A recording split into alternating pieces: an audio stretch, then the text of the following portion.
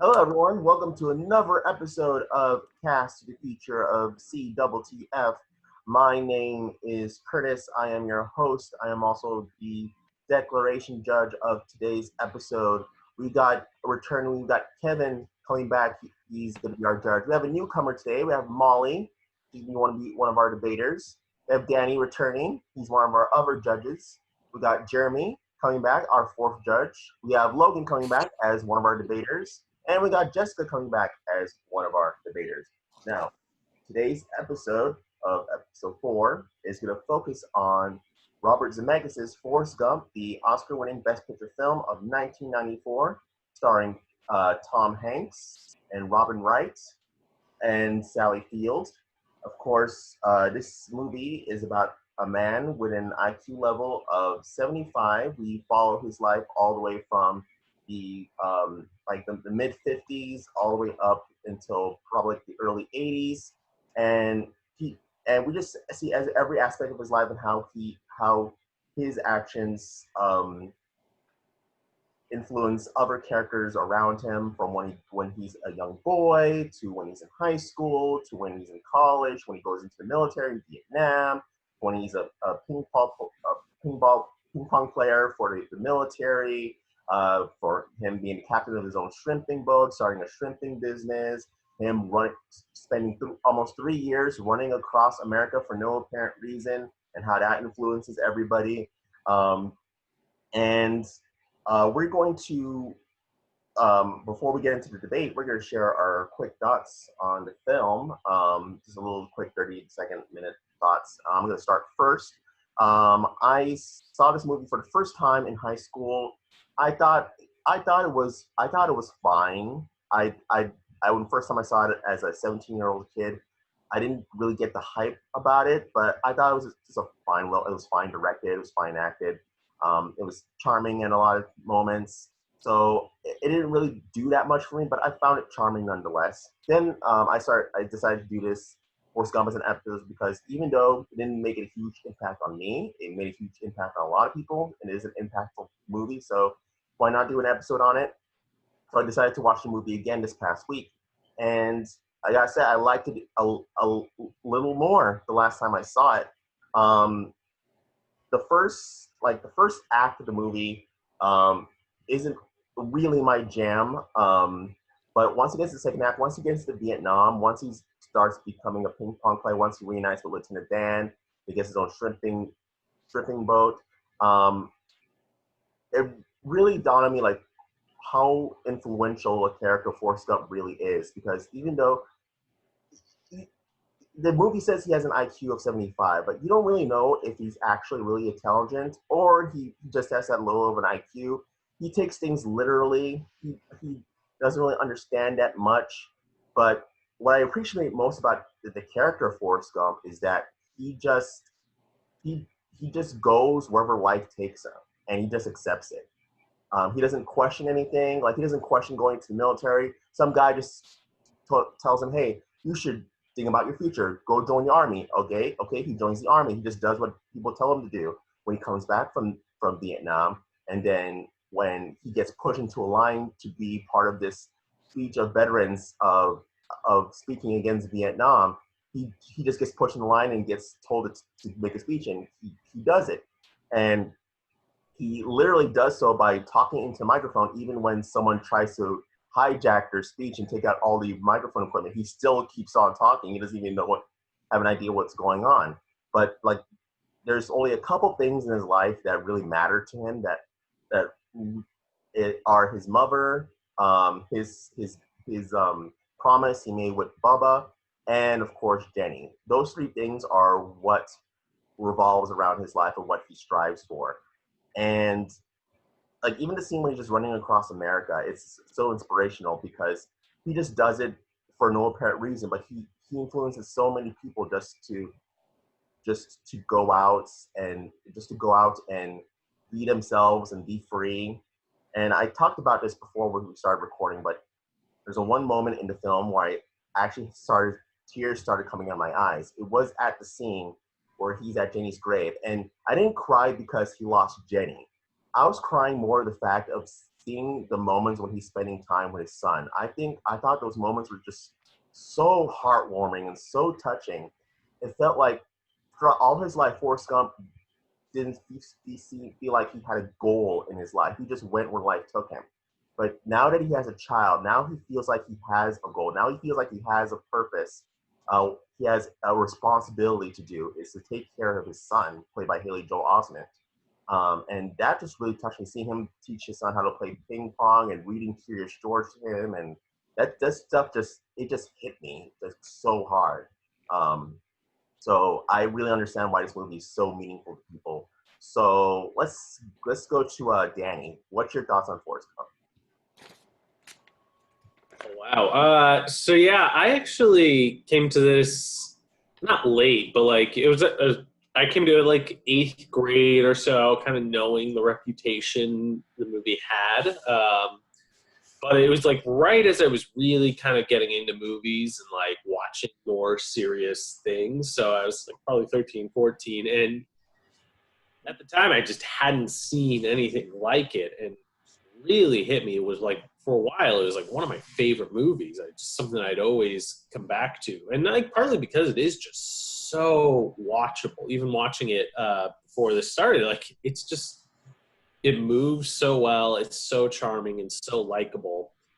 And yeah, like honestly, Curtis, same with the crying. Because like I didn't really ever cry at movies until this point. This is the first film that like really just hit me on a like emotional level, and it's the same scene. It was just, and like I think it was just Tom Hanks and that performance and like how he delivered that. It was so emotional and so impactful.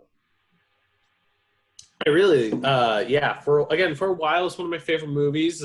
More movies I watched though, things kind of fell out, and also just kind of the discourse around it has changed in the past 10 years, I want to say. Like the way people talk about it, really kind of interesting. And it is, just to use a phrase from William Goldman in his book, it's a non-recurring phenomenon, because they've tried versions of this. Like one of the biggest ones was Big Fish, was kind of supposed to be Tim Burton's. That was kind of the pitch. Tim Burton's Forrest Gump. And then like Eric Roth, who wrote the movie, then wrote Curious Case of Benjamin Button, which structurally is so similar, and it's just never quite worked. So there was just some sort of magic with this movie, and I think that's why it lives on in us. It's so unique, and it captured something so specific. So I still like it. It's a good movie. Hard to argue with it. How about you, Jeremy? Let me guess, this movie sucks. Dude, probably the worst movie ever made. I don't know why I'm here. I asked you not to put me on this, and I was like, I went to your house without a mask, and I was like, oh, coronavirus, because I don't. Just kidding. I think this movie is underrated. I think this movie should win an Oscar every year as honorary Oscar. Yeah, when I watched this movie, it was a VHS screener that my mom got when she used to work. It's like really fancy. It's falling apart now. I just lent it to my friend who bought a VHS tape system. I don't know. I cry when it was the second time I cried at a movie, like Lion King and Mufasa. But then this was when Sally Field, and she's like, yeah, she says it's just my time. I'm like, what? People die? Because I was probably like 10 or 11 or 12 or 13 or 14. I don't remember. I watch it all the time. It was my favorite movie until 50 First Dates, and then I watched that, and then that was my favorite movie. Was it? Oh yeah, and then it has like some of the best like lines, life is like a box of chocolates. It's more expensive than you thought it was growing up. I mean, that's one of my favorite lines in movie history. God, I hope confusing the audience, Jeremy. You're confusing them. I hope they give this an honorary Oscar at the 2020 Oscars in sometime in 2021 when they hold the 2020 Oscars. I hope it wins. All right. If there's no other movies coming out, you just give Forrest Gump the Best Picture. Yeah, might as well. Jessica. What I really like about this movie, I do remember watching it. I think I was in like middle or high school for the first time that I watched it. And I noticed that like I'll go several years where I don't watch it, and then I'll watch it again, and then I feel differently about it. When I first watched it, like, you're watching it, and obviously, like, Forrest is the main character. I hated Jenny. She had no redeeming qualities to me. Like, I thought she was, like, the worst character ever written. Like, I don't know why she was part of this story and why Forrest was spending so much time and energy on her. But as you get older and you go through different things and you learn a little bit more about the world, even though she does a lot of really not great things and she does suck up a lot of Forrest's, like, life and his energy and everything, you start to understand, like, the nature versus nurture patterns and the addiction patterns and what it's like to be living as an addict and how they affect other people around them without even realizing it or caring because they're so wrapped up in their addiction. So I always just find it interesting that every time I watch it, I feel a little differently about it. I still always love it, but I feel like the more I watch it and the older I get, the more I understand character choices, which makes them very human and relatable to me. So I think that's why this is a super important movie, because it's a very real it's kind of a simple story, but it's a very real story that I feel like helps a lot of people connect to it with whatever character they're watching. How about you, Kevin? Yeah, I'm glad we're gonna have a lot of different sort of opinions on the movie, because I don't really like this movie. I liked it when I first saw it as like a little kid, but I feel like as the years have gone on, I've said this before we started, but I've seen this movie probably upwards of like 15 times. It gets old. But I mean, I also, looking back, someone mentioned earlier, it came out in 1994. If you look at the other 4 movies that were nominated for Best Picture when this movie won, it's Shawshank Redemption, Pulp Fiction, Quiz Show, and Four Weddings and a Funeral. I like all 4 of those movies better than this one, just personal preference, but I'm excited to get to recasting it because I think it could be better. And I think that, my overall opinion is that it's fun, it's a little overly sappy, but the emotional beats, like, I'll admit, I also tear up pretty much every time I see him standing over Jenny's grave. It's really a sad moment, and his relationship with Haley Joel Osment by the end is also really emotional. And other beats and moments are fun, but I just think the story as a whole kind of is like a history checklist of the 20th century. Like, it's just like, okay, now he has to meet up with JFK and talk about how he got shot. Let's meet up with LBJ, meet up with John Lennon, do all these beat by beat. And I honestly don't really think that's the type of quality that I would think deserves to win Best Picture over a movie like Pulp Fiction, which is my favorite movie of all time. So that's my piece on that. Honestly, thought they could just found a spot for Lion King, but oh well. 1994 was so good. Such a good year for It movies. was such a good year for movies. You look back in '94, it's like, wow. It's like, Go down the list. Logan. Well, I think Kevin actually brought up a really good point. Like, this was the first movie that I recall seeing that was actually moving through history with a character. Like, most movies, you're only really seeing a snippet of their life. You're seeing one important moment. And Forrest Gump is the first movie I can think of that actually explored a character's, I won't say whole life, but a really big chunk of it, actually getting to see him go from this young man to, I kind of like what Curtis said, where he's kind of just going with the flow with his life and kind of seeing where it takes him. There are definitely moments that are still emotionally affecting to this day. I mean, it's hard to not tear up when Forrest finds out he has a son and has to ask Jenny, is he like me? Like, just, and Tom Hanks plays it beautifully. I can agree a little bit with Kevin that there are some moments that when you look back at them now, they're like, okay, this is a little cheesier than I would have expected. But I also think that it kind of works in the package that is Forrest Gump, because it's a movie all about just the sweetness of life if you're looking for it. So I think having these moments in the movie that still to this day are a little overly sweet, that it kind of fits with that motif and kind of adds to the heart that's there in the movie. So Forrest Gump is definitely a fun one. I'll be curious to see our kind of thoughts and processes as we're putting some new spins on some of the characters. How about Molly? All right, Jess and I are gonna have a problem because I love Jenny. So this movie actually came out the year I was born. 1994 was a great year. But I first saw this in, I think, 8th grade, middle school, like most of us, and I did not like it that much. I thought it was really gimmicky. I did not love how it felt like watching a history book where a lot of events are just sort of thrown at you very quickly. Didn't love history class, didn't love my teacher that made us watch it, but I did really like Jenny. I'm always a sucker for some unlikable female characters. I thought she was really complex compared to most of the rest of what I was watching at the time with female characters. And yeah, I've grown to love it a lot more. I do find it much more charming when you look less at like the history aspects of it and more at the character beats, which I think is what we've all talked about. Yeah.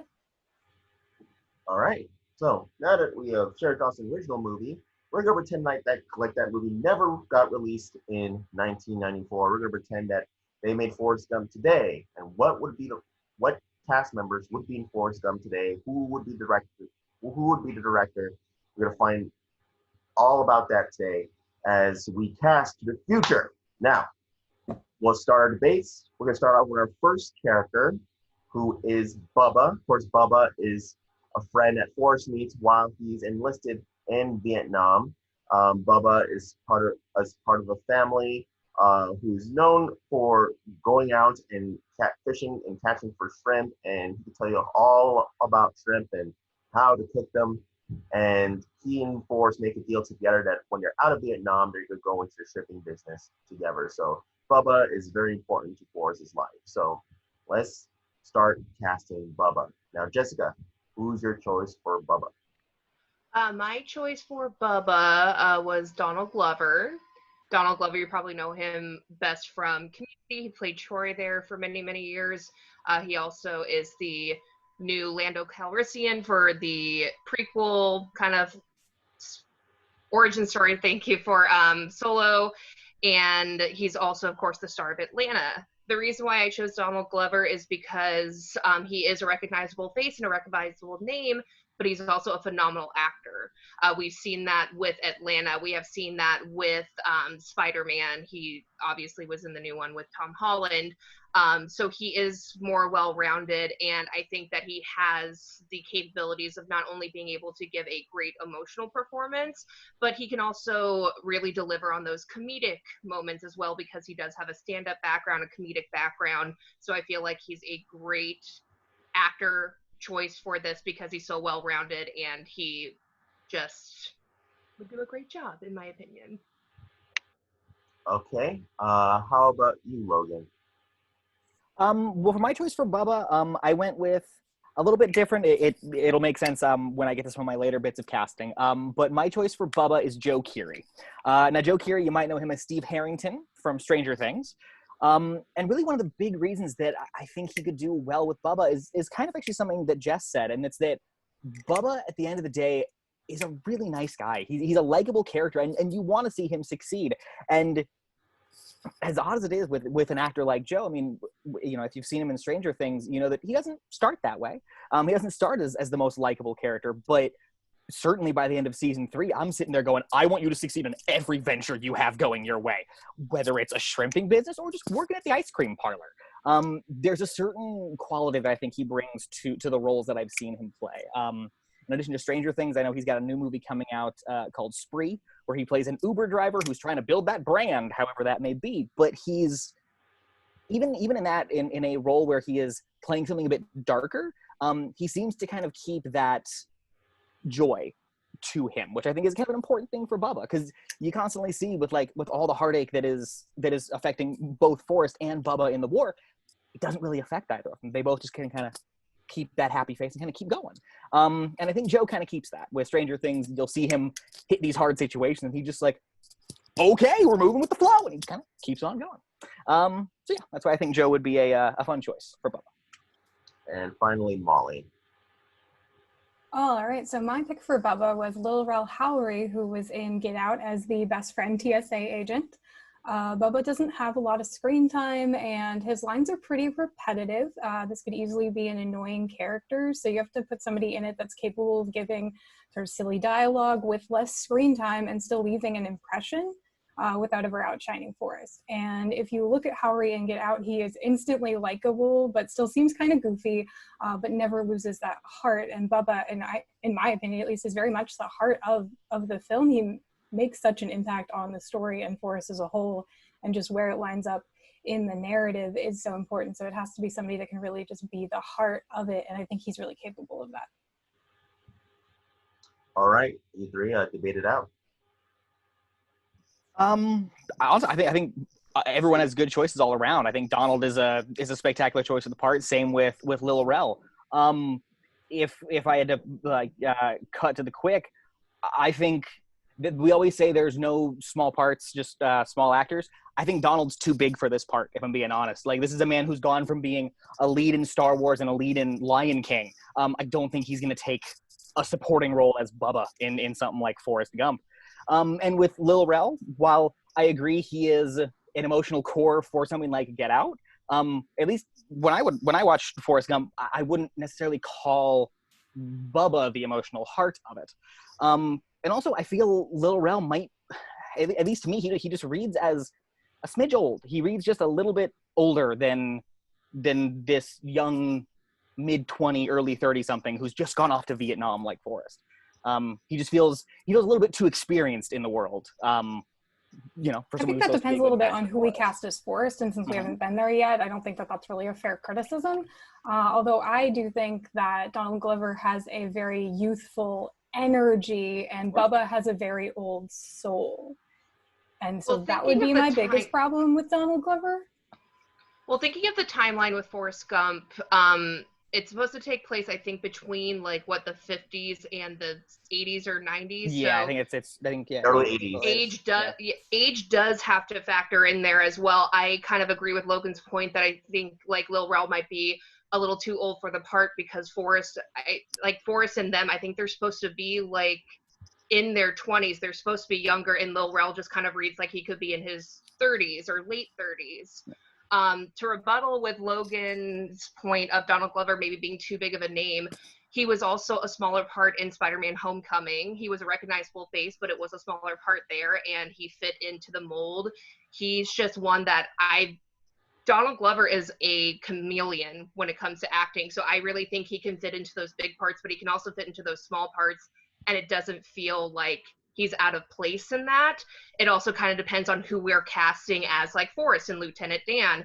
It's kind of hard to tell at this point right now, but with Donald Glover, I feel like he could fit in with anybody that we have there, big or small, and you root for him because Donald Glover just has this natural charisma and this natural energy that you want to support him and you want to follow him and make sure he's getting to his end destination.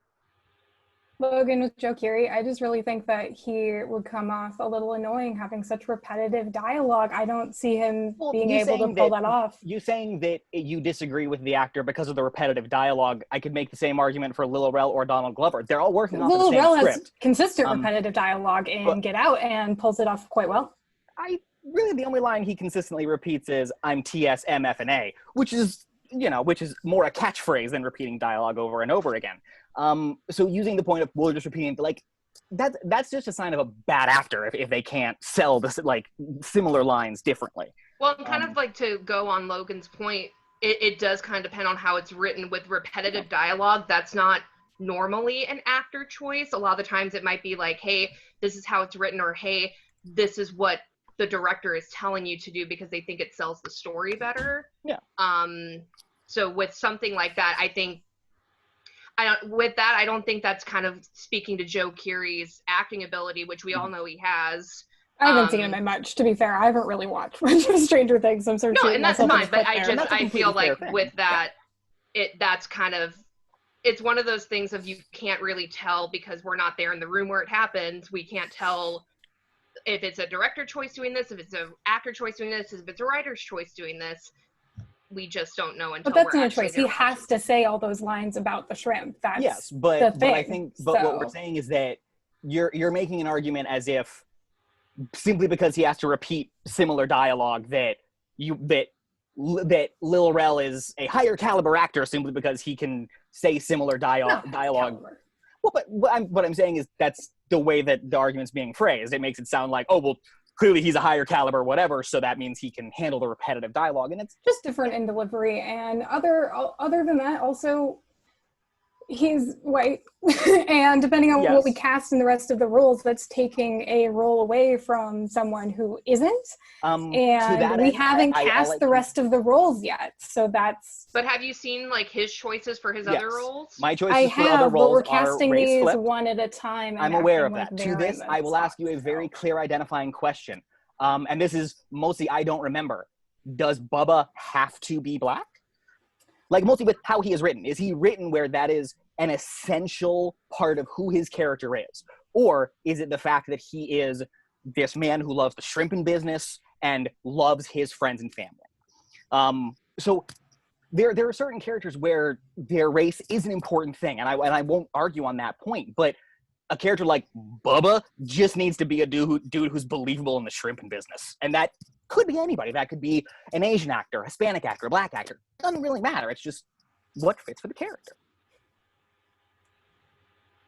Any final thoughts? Any final statements? What a debate. All right. Good debate around.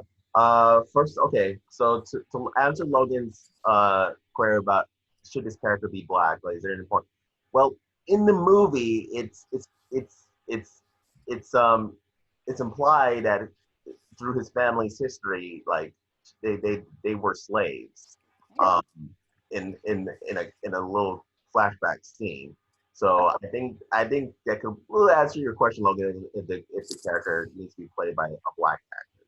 And that's entirely fair. Although to that, I would say that, you know, you could flip some stuff around and give him Forrest's backstory about having a family who's a Klansman and get the same basic detail there, because that is weirdly a detail when you go back and watch Forrest, that his grandpappy is a Klansman, and they just wore weird hats, if I remember correctly, is how Forrest identified it. Yeah.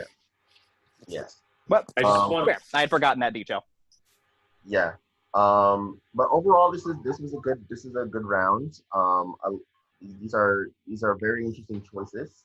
And then I liked Molly's choice for Lil Rel Howery, how he could be instantly likable, he could be emotional core.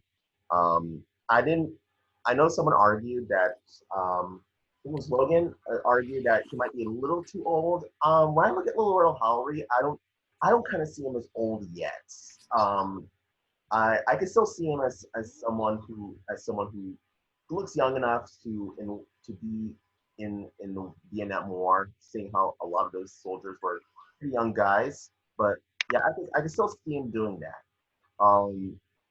Donald Glover, I love all of Jessica's arguments, how even though he is a recognizable face, even a lot of people do recognize him as his big name. I like that Jessica brought up that he can also take smaller parts and he can be well fit into those roles. And he could just blend in with the cast without being too much of a distraction. Because like even in Solo, he's not really a lead. He's more of a supporting character. He doesn't even really come in until like maybe 45 minutes into the movie. And when people saw Solo, when they saw him pop up on the screen, they said, "Oh, look, it's Donald Glover playing Lando." But after about 5 minutes, they believed him as Lando. So with that, I like Jessica's argument of him being blending in with the cast, even if he's not the lead, even if he's not the star. So with that, I'm gonna go with Jessica's choice of Donald Glover. Let's see. Let's go to our other judges. Danny, what do you think? Okay. I do want to point out, I do want to say, if we take the slave backstory out, we lose the amazing payoff when Forrest gives Mama Gump all the money, and then she's just sitting at the table, and the white woman's bringing her shrimp. Like, we don't want to lose that. That's a great gag. I think all these are really interesting choices, and they're not ones I would have thought of. So kudos for creativity. I've only seen Joe Curry in Stranger Things, and I think he's an interesting choice. He also pops up in Molly's Game. All right, I don't remember that. And the Domino's commercials, is it that guy?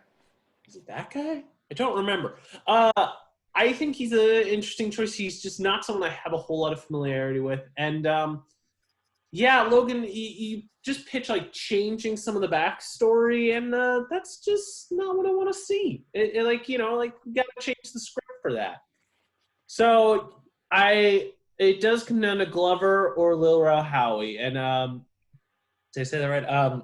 And I think they're both interesting choices.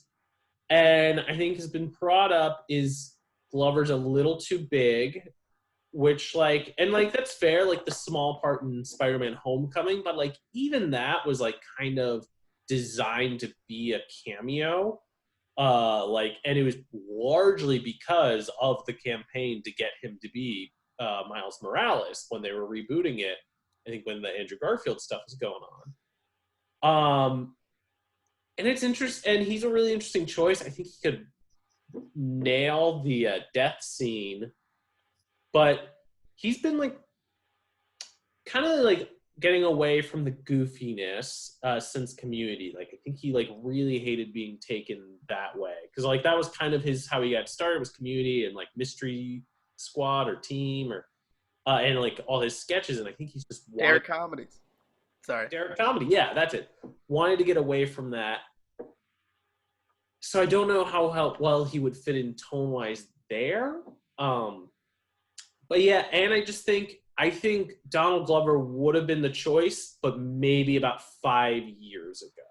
Like, I think it would have been great as coming off of Community and like little things and people like, oh, what's going to be next? But now it's like we know he's Donald Glover. Part of what's great about Bubba in the original, the one that doesn't exist anymore, is he's not someone we have a lot of familiarity with. You know, for instance, they were going to cast Ice Cube or Dave Chappelle. Like those were two people they considered for that role who, like, you know, they probably could have nailed it. But like part of what I like rewatching Forrest Gump, the original, is that like, oh, I don't have a huge baggage with Bubba. He's just kind of, he comes in and out and he kills it. So I really like Lil Rel Howery.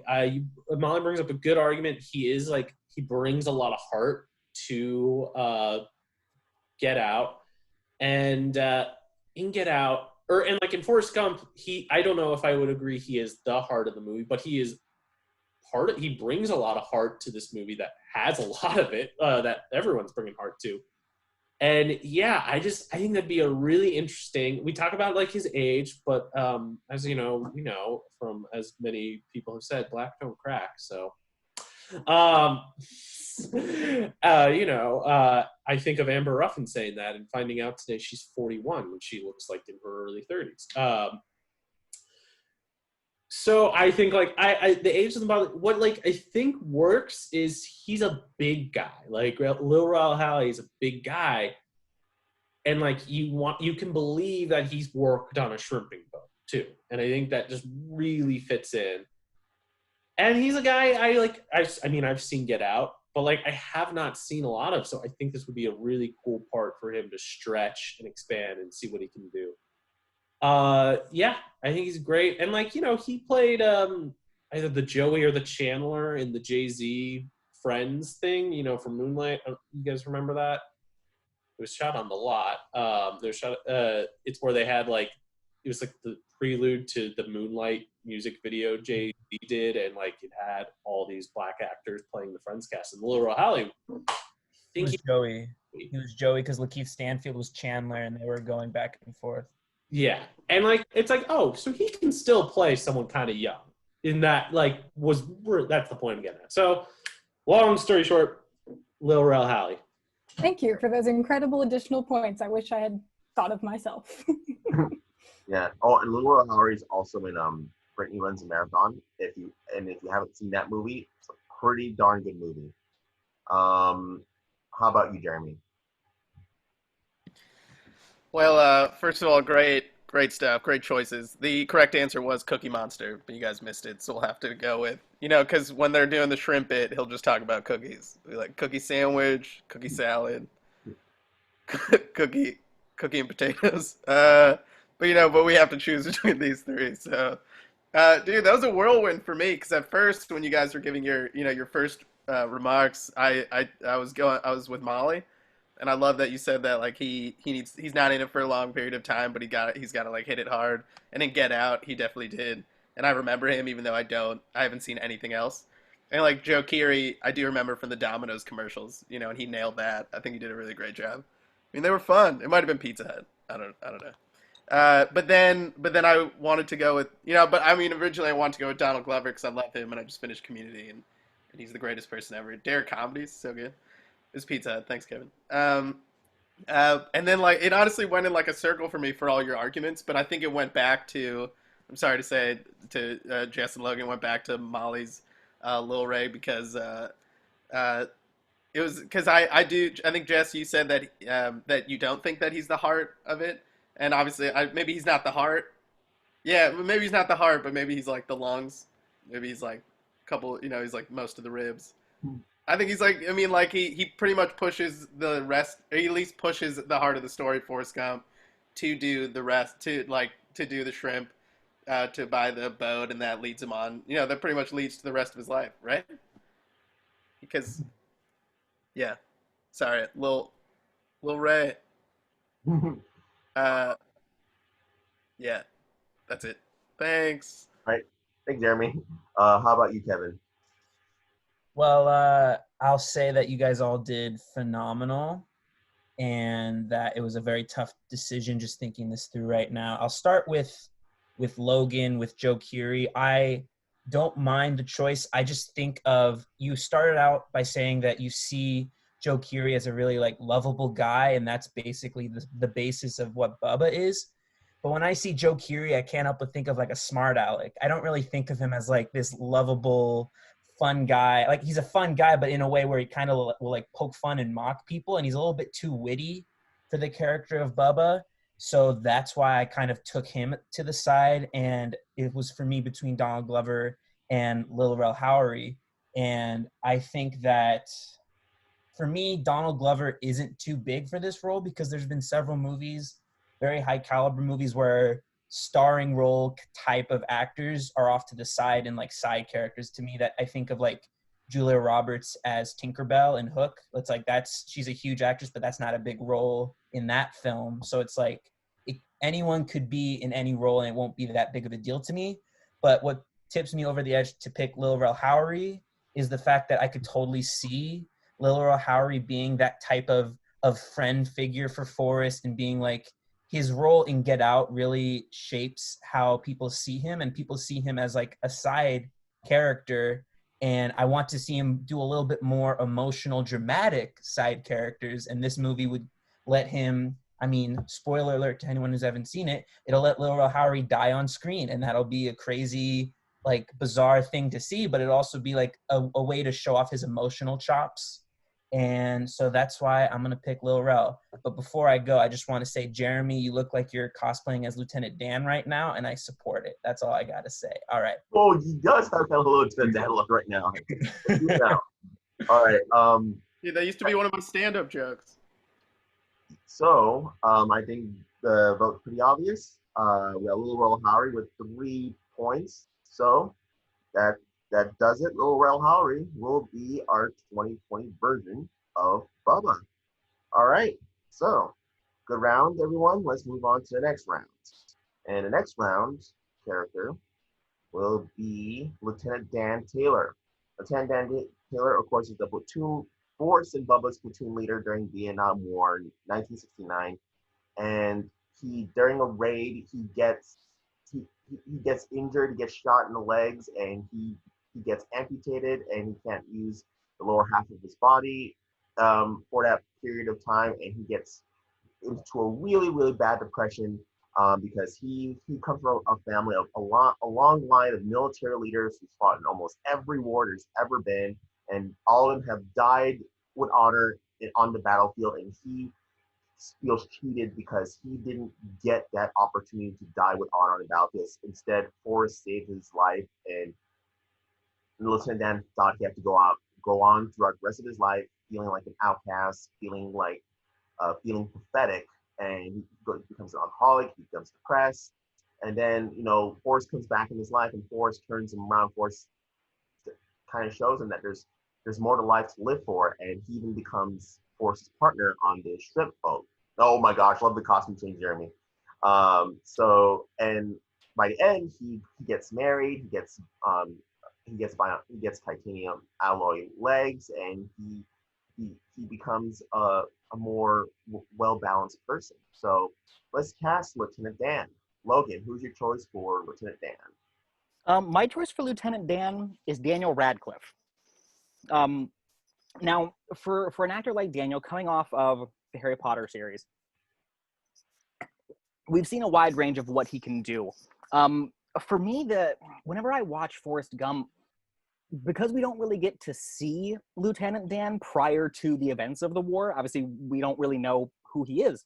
But to me, he always came across as this guy who got hardened by combat, and then when he lost his legs, couldn't get out of that hardening. Like couldn't find a way to kind of shed those outer layers to him. And I know that Daniel had a lot of that issue with trying to kind of shed the visual that is Harry Potter, with kind of moving out of that and into the next phase of his career and be taken seriously as an actor who isn't just that one character. Also, as you mentioned with Lieutenant Dan, he does slip very hard into depression and alcoholism. And Radcliffe has actually dealt with that kind of stuff in his personal life. So I know that he could bring some of those personal journeys into the character as well and kind of hit a good emotional center for the character. All right. How about you, Molly? All right, so my pick for Lieutenant Dan was Andy Serkis. He has the capability to do both the very sort of manic energy that he brought to Claw in Black Panther. It gives him sort of a viciousness, but also if you look at Lord of the Rings, he's capable of Smeagol and Gollum of playing sort of a wounded and very conflicted character and doing the switch back and forth very, very quickly on the turn of a dime, which is exactly what Lieutenant Dan needs because he's going through so much, especially later with his character. And in general, Andy Serkis deserves better than just having to put dots on his face all the time. And then on top of that, they're going to use some sort of green screen technology to get rid of his legs for part of the film. And let's be honest, Andy Serkis is the first person anybody in Hollywood calls for any time that you have to do any sort of like motion capture or anything like that. So realistically, he'd be on the list anyway. Okay, Jessica. My choice for Lieutenant Dan was Chris Pine. The reason why I chose Chris Pine, he has the background of being in leadership roles. We know him, of course, as Captain Kirk from the Star Trek movies. He's also played a soldier in Wonder Woman. He's one that the more projects he does, the better his acting becomes. My main argument for why he'd be a great pick for this to showcase his acting ability would actually be Horrible Bosses 2 and I Am the Night. If you have not seen I Am the Night, is the television event that was about the Black Dahlia case that was mixed in, and he was the main investigator on that. He struggles with addiction issues on that. He also achieved in that project, and he has shown in other projects since then that he's starting to be able to act with just his eyes. He doesn't have to be big and crazy and yelling. Sometimes he can just be in a room, we get a close-up of his face, and you see the wheels turning, and he showcases everything he needs to through his eyes. And I feel like with Lieutenant Dan, you have to kind of show the progression of the character. He can't just be one note the whole way through, and I feel that Chris Pine has been able to showcase that ability as he's gone on, and when he wins at the end of it, I feel like it'll be all the more sweeter. All right, folks, debate it out.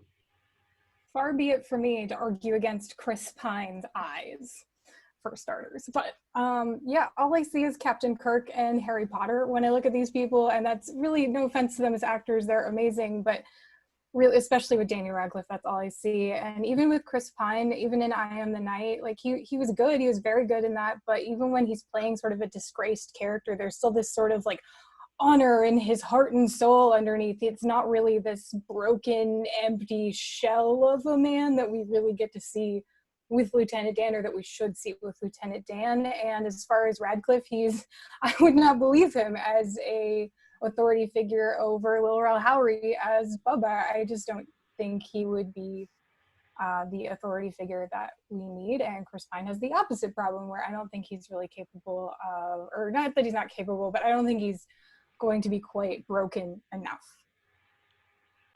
With these choices, like everybody's choices were great. They're phenomenal actors. I love each and every one of them.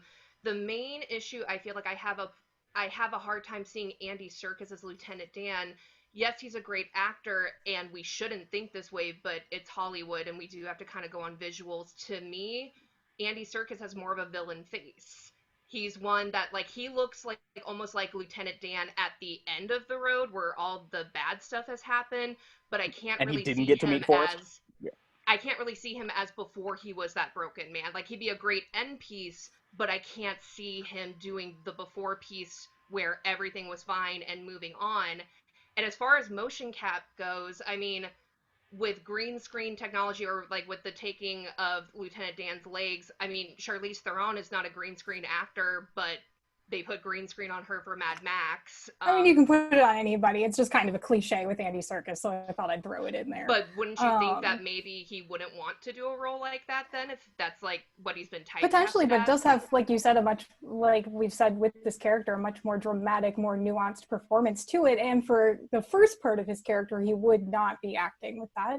And I do think that even at the beginning, you can see hints of what Lieutenant Dan becomes early in his performance. So the idea of making him, or saying that because, you know, you see Andy Serkis and you easier see what he becomes later, I would say that's not necessarily a weakness. It's more of a strength of that, because there is a lot of hinting to what he's going to ultimately become later, earlier. I just feel like with performances that we have seen, just seeing the progression of ending up like that with Claw, with Andy Serkis, for the most part, it feels like he's just that character the whole time. You don't really see a progression. Whereas with Chris Pine or with Daniel Radcliffe, we see when they're clean cut, and we have seen performances where they start off as that and then they quickly falter and they quickly descend into that pit. So I can believe the progression between one of these two than I would for Andy, honestly, if I'm just being blunt. I mean, I would point to him as Smeagol and Gollum in The Lord of the Rings, then, where he's playing a much more nuanced and complex character. But he's also a CGI character. Yes, he's doing the performance with his face. Yeah, it's a motion capture performance. He's doing the performance. Doing that. When it comes to Andy Serkis, he looks like he's already seen quite a bit of combat. Like, he looks like the guy where it's like, Vietnam is not his first war, and that really doesn't feel right for someone like Lieutenant Dan. He makes a whole point of, like, everyone in his family has been to war and died in war, so there is no way he got through one war. There's plenty you can do with makeup and things like that, though, to change what he looks like when he's initially there versus later. Molly, I think later is more important. Excuse me. Being a makeup artist, you can add age, you can't take age away. Sorry to say.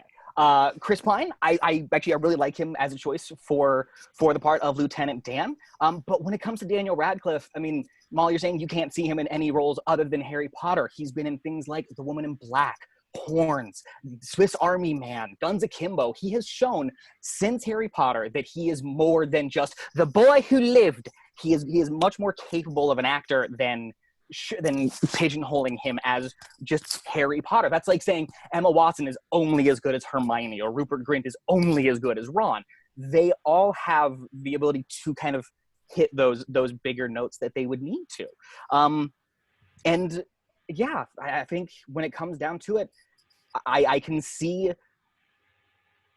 Now, I will admit, I have not seen I Am the Night, right? That's the Black Dahlia thing that Chris Pine did. I have not seen that, so I have not seen Chris Pine do the downward, like, fall into drugs, and I have not seen him perform that.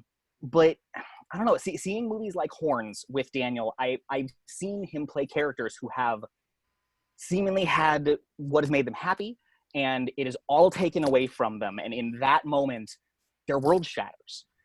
And especially in Horns, Daniel has this, it's this tragedy to him because everyone has already written him off as this lost cause, even before the events of the movie, and he actually has horns growing out of his head. But he is constantly fighting for his redemption throughout that movie until he reaches the end, and he is able to be, no, this is where I want to be, and this is where I am happy. And I think that's a journey that does mirror well for someone like Lieutenant Dan. I forgot about horns. Thank you for pointing that out because I love that movie. It's a great one, yeah. Although I just state that I think he's a little young to play that authority figure at the beginning.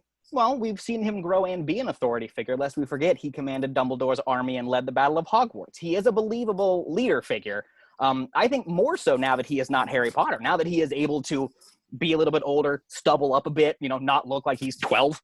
I think that, for me, it adds to his ability to come across as a hero figure. Yes, you're right, Kevin. Neville was a big leader in that charge as well. Yes. Anyone like to make any final statements or anything? Anything else I'd like to add? The only final statement I can make is just the Forrest Gump joke and that's all I have to say about that. You should have saved that for later. Yeah. You should have your audio muted that whole time. Okay, well, this is a very good round. I like all these picks. These are actually very good arguments y'all made. Molly, I love your Andy Serkis choice. Andy Serkis is awesome. I saw him at ArcLight once. I was too afraid to go up and say hi to him. And I know, and I've been told he's a sweet guy. I was just too intimidated. Like, I don't want to bother this time. Yeah, and as much as I love to see Andy Serkis play Lieutenant Dan, I think what Logan said is that he's a guy that looks like he's seen it all already. Like when you look at Gary Sinise, I don't know how to pronounce his last name, but Sinise. When you look at Gary Sinise, like you look at this Lieutenant Dan, like okay, this is a guy. He doesn't look too young, but he has just enough youth to look forward to being in the war because this is what his family has been doing for many, many years, and he wants to honor that. But Andy Serkis looks like a guy who's already been there, done that. But otherwise, he's a very great actor, but just not this hashtag not my Lieutenant Dan. I'm just kidding. So it's a hard choice between Chris Pine and Dan Radcliffe because both Logan and Jessica brought really good arguments. You know what? I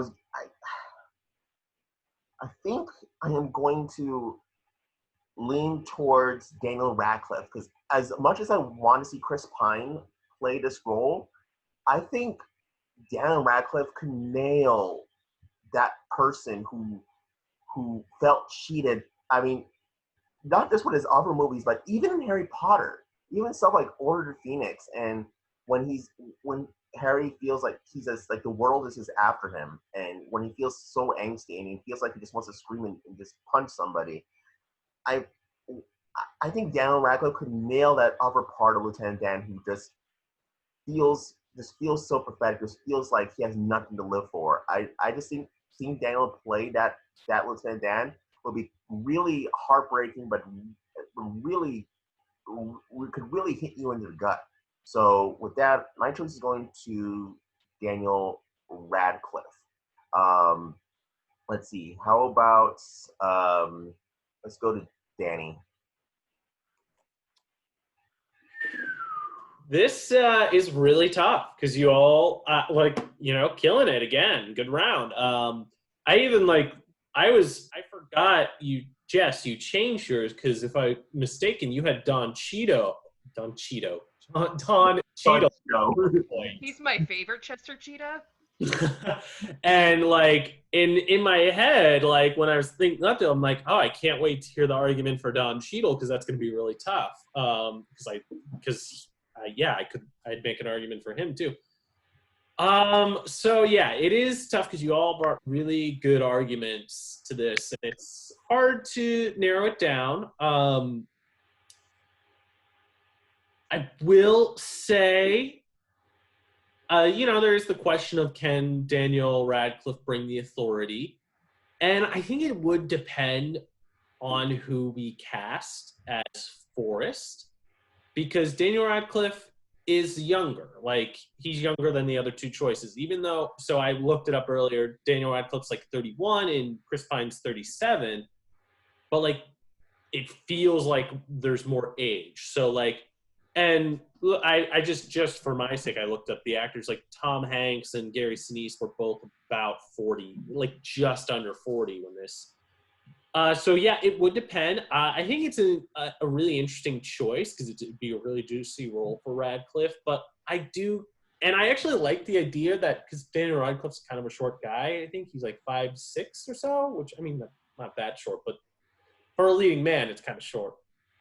I think that'd be and I'd like that dynamic if you have this guy barking orders. That's that. Uh, he's just probably my third of third. Like it's not a no hard feelings, Logan. It's just like if I had to rank 3, I'd probably put him number 3. So it does come down to Serkis and Chris Pine, and I really like some of the points brought up with both. And I was kind of leaning Serkis. Yeah, he does have experience. He's a very movement-based actor. So, like, for someone to play someone who loses their legs, that's really interesting. And he has that kind of grit and gruff that, like, makes for a good soldier. And, like, he is older. He's in his mid-50s. So, like, there's the question of, can he play young? And I'm like, I could almost kind of see it. But I kind of got won over by he looks like he's been in more wars, which at first I was like, that's kind of like appealing. He's this big guy. He looks like a soldier. He looks like a drill sergeant. But I'm like, yeah, he does kind of have the gray to him, and like we could dye it and stuff. And then bringing in Chris Pine, and like he made some really good arguments for him, and like I don't. And, like, he has a varied career, like, in Wonder Woman stuff. He is that kind of leader guy. And actually, I'm a big fan of when, like, movies use actors kind of the representation to meta textually reflect in the text.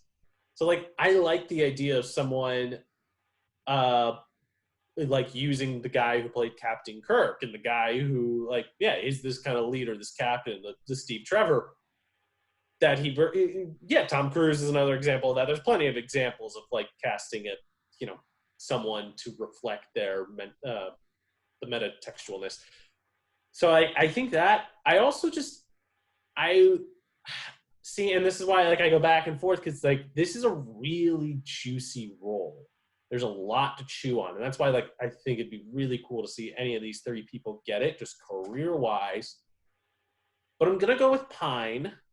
Because he is, because like I do just think I'd like to see him have this role where he gets to be in like something that could get nominated for an Oscar, if it worked out the same way it did for Gary Sinise. Because he's a guy who like broke with Captain Kirk, got to be the captain of the Enterprise. But like honestly, in the past 10 years, we haven't like you could argue he hasn't had as big a career as he could. He's like. They haven't fully known what to do with him. And I think he's the best actor of the 4 Chris's. Like, if you were, like, casting, no offense, like, but, like, if you just have a script and, like, you're like, oh, this is a good part, I just think he's going to give you the best performance 8 out of 10, 9 out of 10 times. So, let's go with Pine. And then I'll stop. All right. Jeremy. All right, it was Animal. Animal was the answer. Just him like screaming with socks, like socks, like that's it's pretty. It was pretty obvious, but you guys went with maybe you didn't go with the obvious one. You wanted yeah. I mean, for me, whenever I think of Andy Serkis, I think of 13 Going on 30. I mean, that was his movie. He was the boss, if you don't remember it. But I think when I picture him, it's more like he is evil, and Lieutenant Dan, I think, is at least to the audience he doesn't like come off as evil. Maybe he like wants to, as a character, wants to come off as evil, but to us, we don't see that. And then Chris Pine, I think, is just so attractive, and I hate seeing attractive people like go through the cycle and then come out on top. Like it's not fair to have those eyes and like fall in love at the end. And like I just, even though I think he probably would nail it, and I do love him in the 3rd Star Trek because he is like he's attractive, but like he doesn't use it anymore. You know, he doesn't care about his attractiveness. No, I'm picking Daniel Radcliffe because I love him in the indie movies like Swiss Army Man, but also because of Logan's passion for him and how much he went off on how he can do it. And so Daniel Radcliffe or Animal, if you guys want to choose. All right. How about you, Kevin? Man, Jeremy never changed. Let's just start with that. My other points I was going to say about the actual debate, I think this is one of the harder ones I've ever had to judge for because I think all three are phenomenal choices. And there's like little nitpicks I could probably make about all three. And I'll start by saying that the only nitpick I could really think of for Chris Pine is that the movie-going public views him as so much of a pretty boy that it'll be hard to kind of get out of that stigma. But I think this role would do that phenomenally. For Daniel Radcliffe, it's funny that everyone has said, like, I don't know if I view him as that old or like to be an authority figure. That's because his main role started out when he was 12 years old. We view him as a kid still. So that's no fault of his own. I think he could bring it in that way.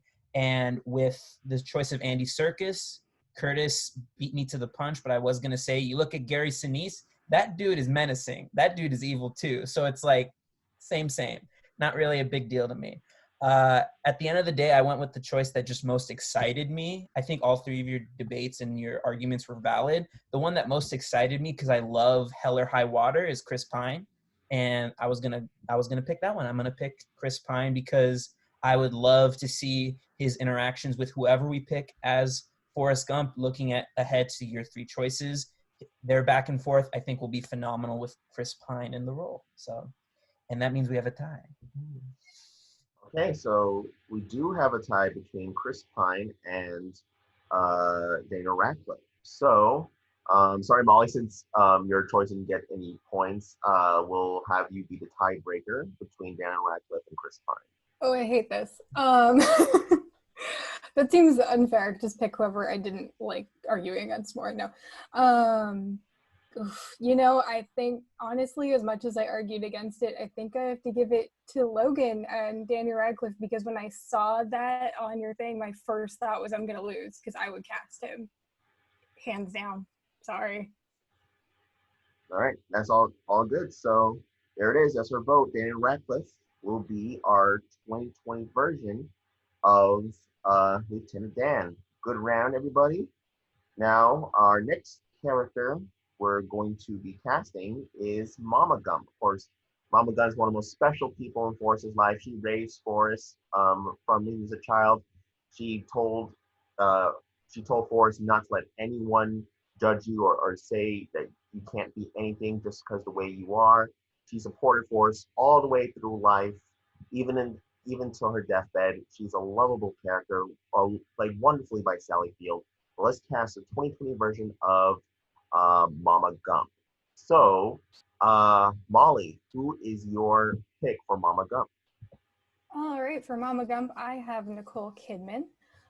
Because she's capable of playing very reserved and also very lovable women, but also very fierce women. And Mama Gump needs to be a mama bear. And have you seen her in Bombshell? If not, you definitely should. And she's got a great range. She's capable of playing everything from like a very serious drama character to being a superhero mom in Aquaman. So she's got a great range, and she's a chameleon, and she is great. And her range is actually very similar to Sally Fields, who played her in the one that we were pretending didn't exist. All right.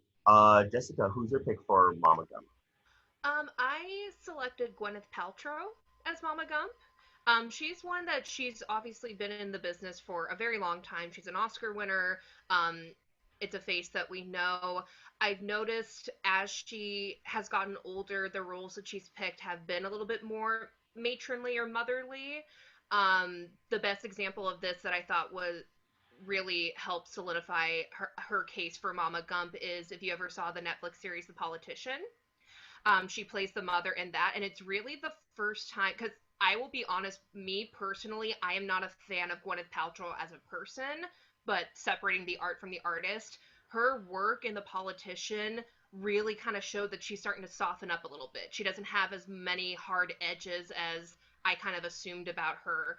And when you see some of her performances, like if you think of things like Shallow Hal, Shakespeare in Love, she's a lovable character. People do like her in the roles that she plays. And when she did The Politician, it kind of shows that she can be that protective mother. She has a fierceness about her, but it's almost like a quiet fierceness where she can get stuff done, but she does it in kind of like how you would have an argument in front of a child where it's just like, this is what we're doing, we're having a disagreement, this is why you're going to get it done, and we're talking like this so the kid doesn't know that we're having a severe argument. So that in and of itself, I feel like just brings the motherly energy that I can kind of see with a character like Mama Gump. All right, Logan. I went with Viola Davis. Now, one of the things that got brought up for both of y'all when you're talking about the character of Mama Gump is this quiet fierce.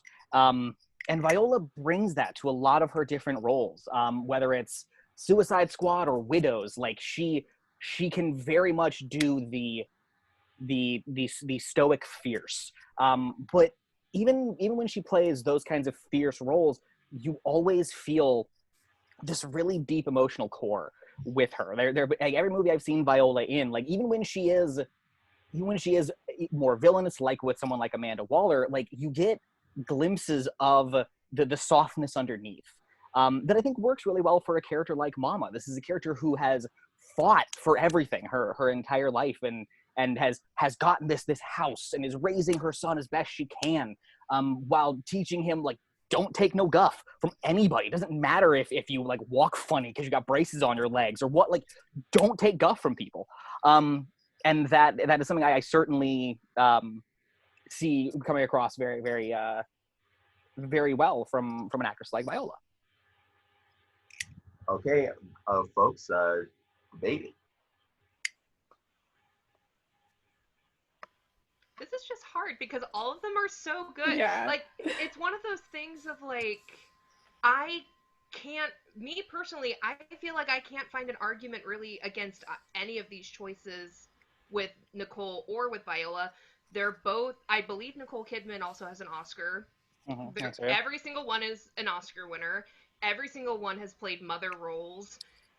It's hard to argue against any of them, in my opinion, because I feel like they would obviously be able to do the role justice. I don't know what to really say. Yeah, I mean, it is a tricky kind of debate to work through. I mean, yeah, over recent years, like I will admit, I haven't seen the Politician, right, the Netflix show, so I haven't seen Gwyneth kind of moving towards her, you know, I still know her as Gwyneth of Goop, you know, like that, and Pepper Potts, which, you know, I'm sure Goop is great, but like Pepper Potts is not Mama Gump. Now that's not saying I don't think she's capable of it. Like she, you know, clearly can. I just haven't seen that aspect of it.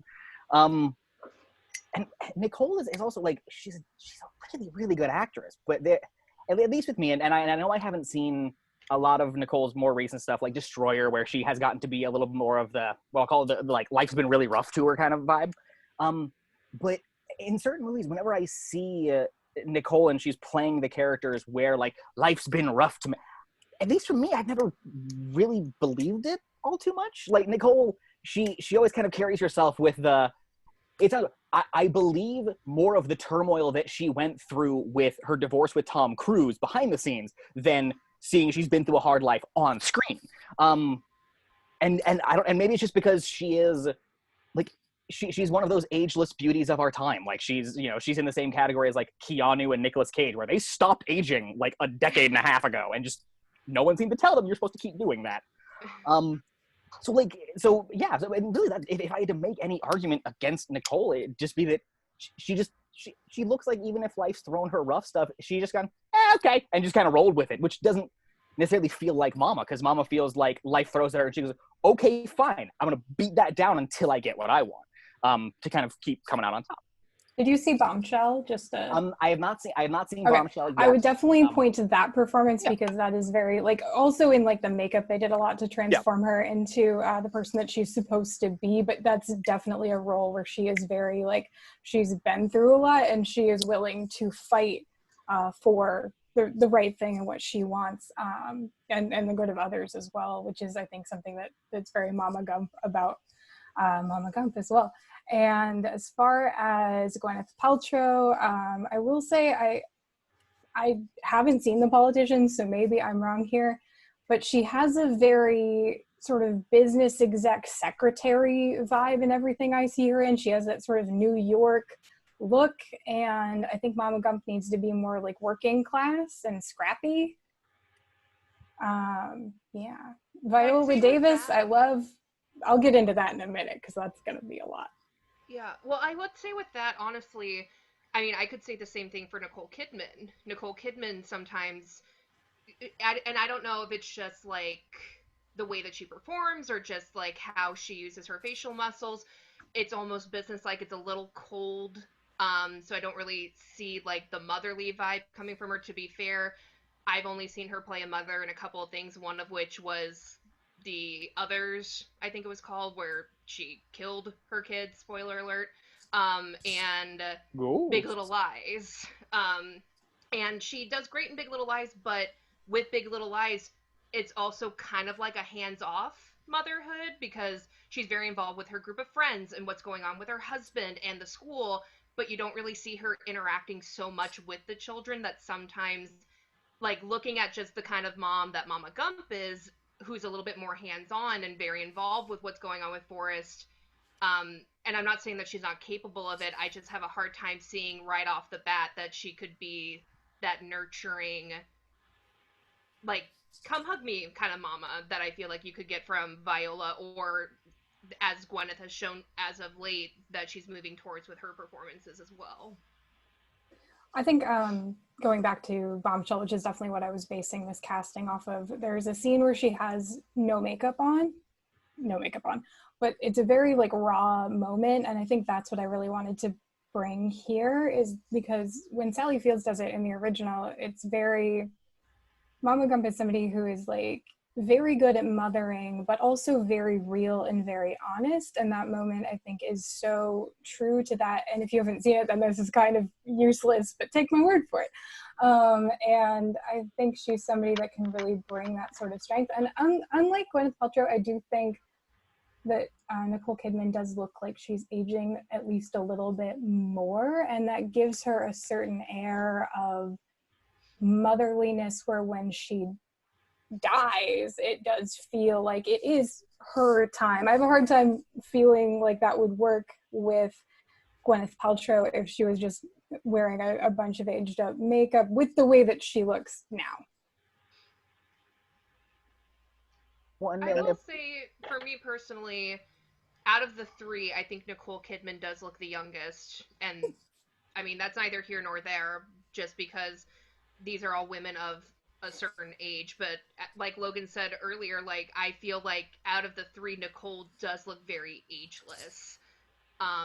The reason why that works so well for Aquaman is because, I mean, they're superheroes, they age differently, you can kind of explain that away, whereas I feel like Gwyneth and Viola, even though none of these ladies really look like their actual ages, I could believe them playing older because they look a little bit more mature. See, I just think Gwyneth looks like she did when she started playing Pepper Potts, but I haven't seen The Politician, so maybe she does look a little older now. As far as Viola Davis, I hate to say it, but this story was written by white guys about a white guy, and it's in the 50s in the South, and there's parts of the story about like Elvis staying at the hotel, and with segregation laws, like that just wouldn't work, and like we're not recasting writers, so I just don't know how that would work. And I hate that argument, but that's all I got. So, but to that, I can't help but once again shift to like that she has a hotel and Elvis stayed there. So far, none of that seems to like indicate that she couldn't be a black woman. I have no problem believing that someone like Viola Davis would have fought tooth and nail to earn this house and earn this I think like the bed and breakfast essentially, but like earning this place and fighting tooth and nail like to keep it and have it be hers, and taking those opportunities when this random guitar player who's traveling through the South is like, hey, can I stay? Sure, all are welcome here at House Gump. I don't care who we are, like everybody's allowed to come in here and be part of this household. Wasn't Elvis kind of a racist though? Would he have stayed there? That I can't comment on because I don't know anything I about hate it. this also argument. could've, It like- sucks, but it it's also it's could've all I not- got. And Like, yeah, Conversation for another day. yeah. Even though, yes, it was written by a bunch of white guys and whatnot, we also have to keep in mind we're This is a acting movie like being we're made making now. this next week. Yeah, It's 2020, we're making this now. and I just feel like, especially with everything going on lately, I feel like there's going to be little tweaks, and that would make the story. It gives it more heart, in my opinion, if you see somebody of color who's struggling and look at like what they were able to achieve in a terrible racist place in the South. Yeah. I feel like it gives more of a backbone to that story, especially if we're making it in 2020. Like, I feel like there's tweaks here and there that aren't like major tweaks, but like I feel like it adds a little bit more subtext to the story. Yeah. And when it comes to Viola, like, I know I've been saying quite a bit, like, she can do the fierce, but those characters where she has that as the outset and then when we get to see the inner part of the character, I can see Viola doing those scenes where she's having to be hard because the world is kind of forcing it, and then she gets to take Forrest aside and gets to open up and go, okay, this is what's going on. This is how we're dealing with the world. Like, actually, I like the argument that Jess kind of made where it's like, I'm going to yell at you. When I'm telling it to you here, I want to be nice and calm so you don't get freaked out because I want to make sure you get through this calm. Like, and I could see Viola bringing that passion, but also that care. it's really hard to argue against Viola Davis, to be honest. It's so hard to argue They're all against. good. She's They're so all good. great Like, actors. they're all so good. Yeah. And that's I kind of do the beauty think- of it, is that they're all good for very different reasons. I do think just adding diversity to the story, the way that it is, because we're not doing new writers, there's so much of the story where history is happening on the periphery and not in the moment, that it is sort of a perk of white privilege to be able to be in the shotgun seat for history versus being in the driver's seat or the back seat. And that's something that I think is an issue, but I would say I would love Viola Davis in this role. So this is more of an issue with the way that the story is written that then adds into the casting. But what better way to tackle those issues with the script head on than to put in an actress who is not the conventional stereotype for that? I would say putting Viola Davis in this role is more like doing a Hamilton and throwing in people of color in roles because they're very good at it and just ignoring what the actual history was. And that's not a bad thing. I love Hamilton, and I think that that's actually an interesting way to tell the story, but I do think that it changes the story, or if you choose to do that, it has a secondary effect as well of being different from history, and the gimmick of this film is the history. Yeah, but I don't know, the way that argument's hitting my ear makes it sound like, well, Black people weren't able to succeed that well in the 50s, so why? Like, it seems like a weird argument to throw out. Like, we're not looking at race on the casting because it's like Hamilton. No, but I think that having Mama Gump be Black has an effect on Forrest's character as well, specifically, and what he gets to do later in the narrative. And that's the thing, and I don't see that as an issue for her character or his character.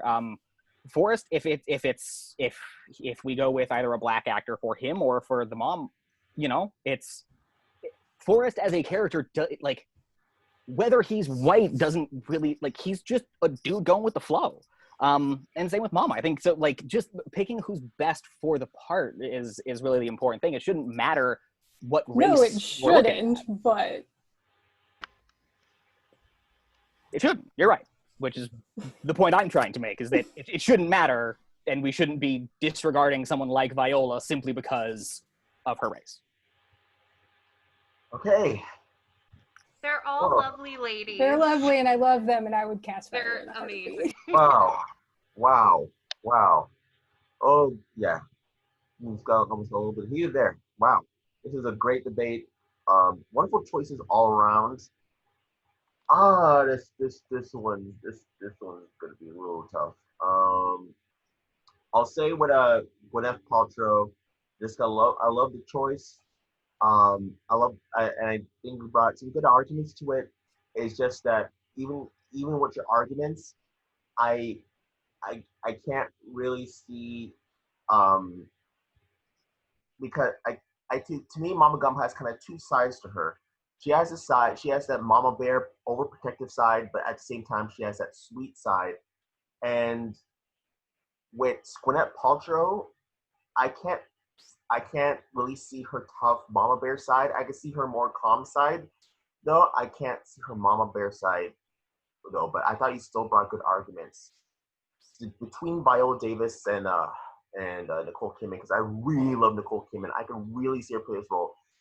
I'm surprised none of you have brought up Lion, and Lion is such a really damn. Oh my God, you're right. That's such a good one. Bring up. Dev Patel and you know and Nicole Kidman plays one of the Australians that adopt him, and she is so good in that movie.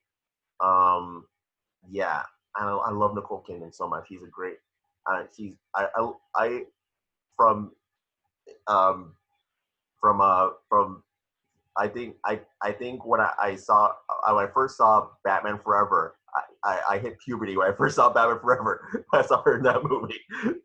But yeah, with Nicole Kidman is amazing, and I know if Viola Davis, she's amazing too. You know what?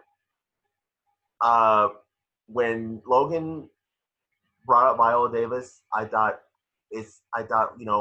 with of course with history and what went on in that time period when Forrest Gump took place, I thought that would be a problem with casting her. But Logan just brought up some great arguments out of this, even especially if this movie came out today.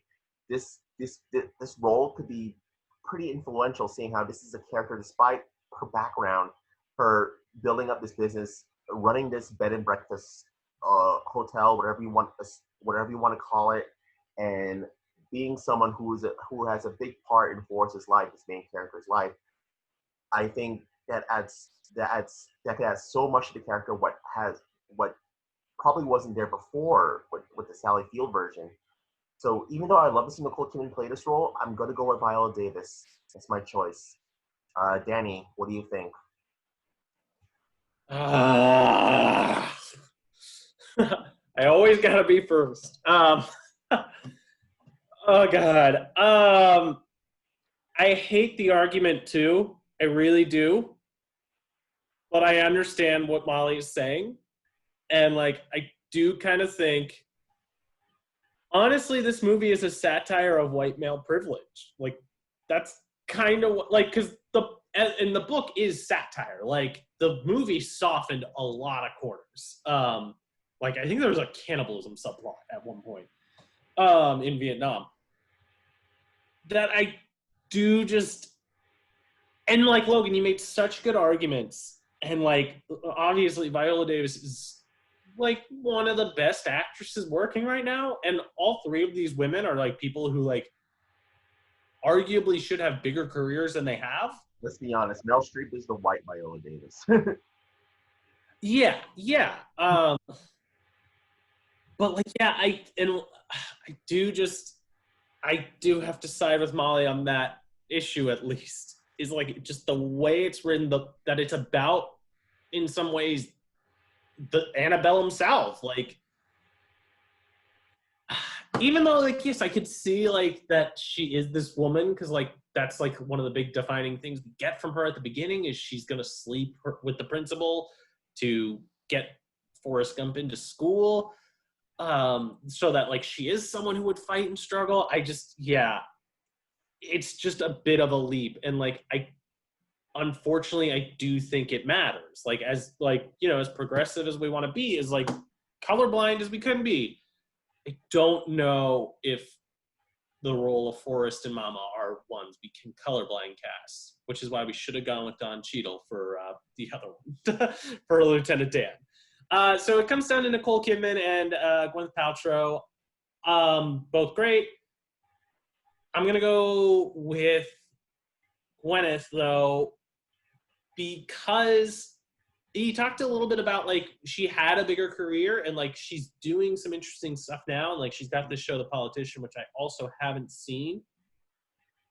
I think this would be a really cool opportunity for her, and I'd like to see it, and I'd like to see her stretch, because I think we have seen, and you brought you guys were talking have we seen her be able to play either the mama bear or the the sweetheart, and it's I think we have throughout her career seen enough of that in different points, whether it is any of the Iron Man movies or Talented Mr. Ripley or Shakespeare in Love. So I just would like to see that. And weirdly, you guys didn't bring this up, or Jess, you didn't bring this up. The country strong. She played a country singer, so like the South, the connection. It's just I don't know. Gwyneth Paltrow. All right, Jeremy. Let me guess, Miss Piggy.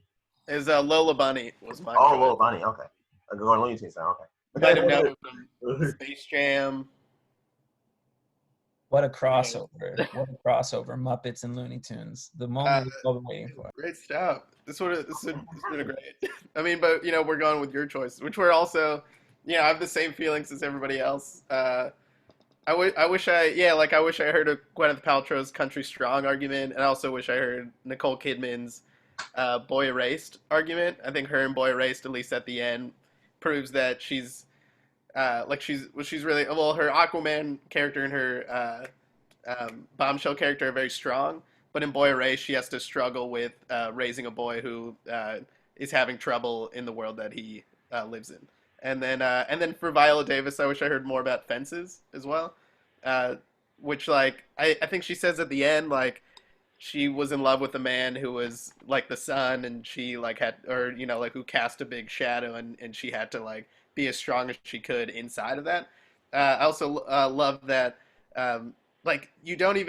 she would barely have to say anything in the beginning to prove that she was strong if she was a black woman in the 50s in Alabama who already owned a bed and breakfast, because that shows you right there that she is strong enough to pull off things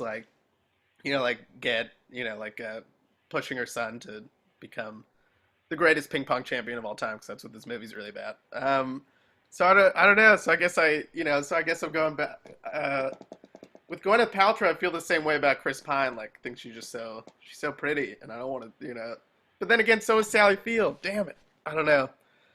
I'm going with Viola Davis again. I liked what Logan had to say about her, and I keep thinking about Fences. She's great. All right. No, wait. No, yeah. All right. Yeah. Viola Davis. All right, 2 for Viola Davis, 1 for Gwyneth Paltrow. What do you think, Kevin?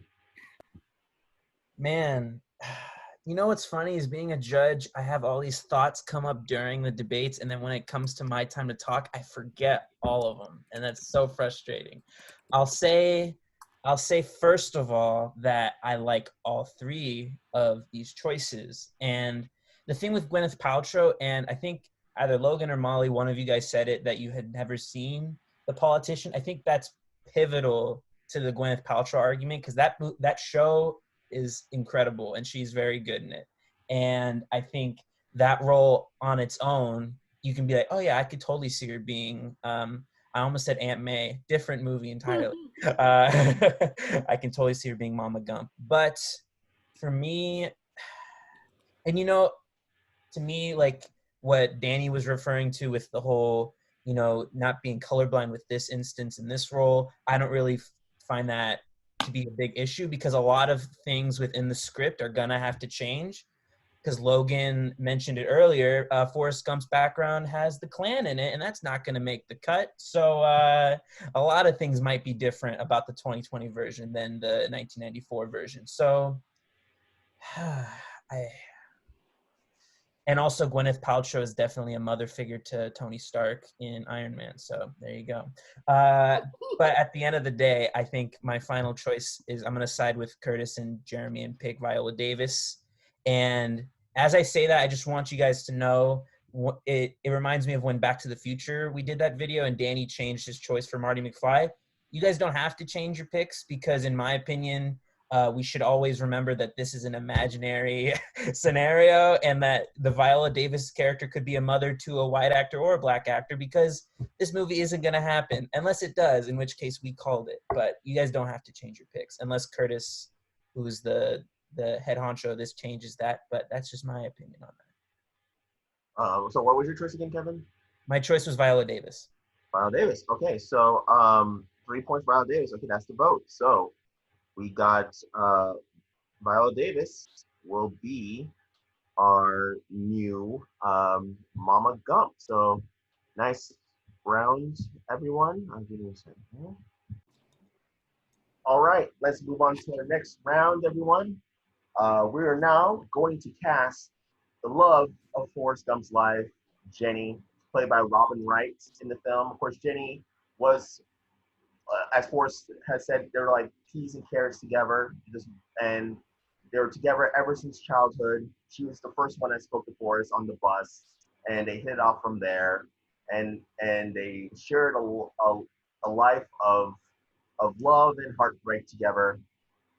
And of course, Forrest lived his life just going with the flow, just going wherever life took him. He didn't have any arguments against it. And then while Jenny lived a life of just a lot of battling alcoholism, addiction, heartbreaks, just being with the wrong guys, and getting into trouble when whenever, if she meant to, or if she didn't mean to get into any trouble. She had a pretty rough time. And Forrest is always there at crucial moments in Jenny's life to always remind her that he's always going to be there for her. So let's cast Jenny. Jessica, who is your pick for Jenny? My pick for Jenny is the amazing Logan Browning. She's most well known for projects like Dear White People and The Perfection. The reason why I chose Logan Browning, I think it would add a little bit more depth of character to Jenny, especially with those protesting scenes, because Logan Browning is a young Black woman, being raised in the household she was. Of course, they would have gone through the civil rights movement. I feel like growing up seeing like those fights for equality and fight for what's right, she would have more passion and more of a little bit more of a background of to why she would be at these protests, why she would be fighting against the war. She also is a phenomenal actress. If you have not seen The Perfection, please do yourself a favor and watch it. She has a very sweet, angelic, ingenue face, but you literally see the descent of this actress as this movie goes on, from a musical prodigy who has everything going for her, clean cut, fresh, start to slowly lose her mind, and she gets more and more wild as the story goes on. And with somebody like Jenny, with the ups and downs that she suffers with her addiction as her life goes on, Logan, I know, would be able to bring that performance and be able to do it in a believable way where you care about what she's going through. To me personally, with how she performs and how she looks, I feel like she could help make Jenny a little bit more of a likable character right from the get-go. And I feel like that's important because it adds a little bit more layers to Jenny as an overall character.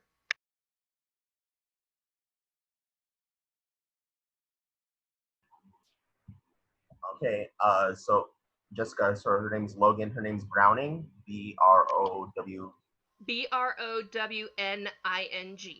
Okay, that's what I thought. All right. Logan, who's your pick for Jenny? Well, my pick for Jenny is Ellen Wong. Now, she is not as well known an actress, but if you've seen Scott Pilgrim versus the World, you are familiar with her work. Ellen Wong played Knives Chow in that movie, and more recently, she has been on the Netflix series Glow, where she is one of the gorgeous ladies of wrestling and is spectacular in the part. So when it comes to Ellen, there's a lot of different aspects to Jenny that I've seen kind of throughout her filmography. Actually, Jess brought up a really good thing where it's like we see her as a character, like we see Jenny as a character go through love and loss, and we clearly see a much more exaggerated comedic version of that in something like Scott Pilgrim.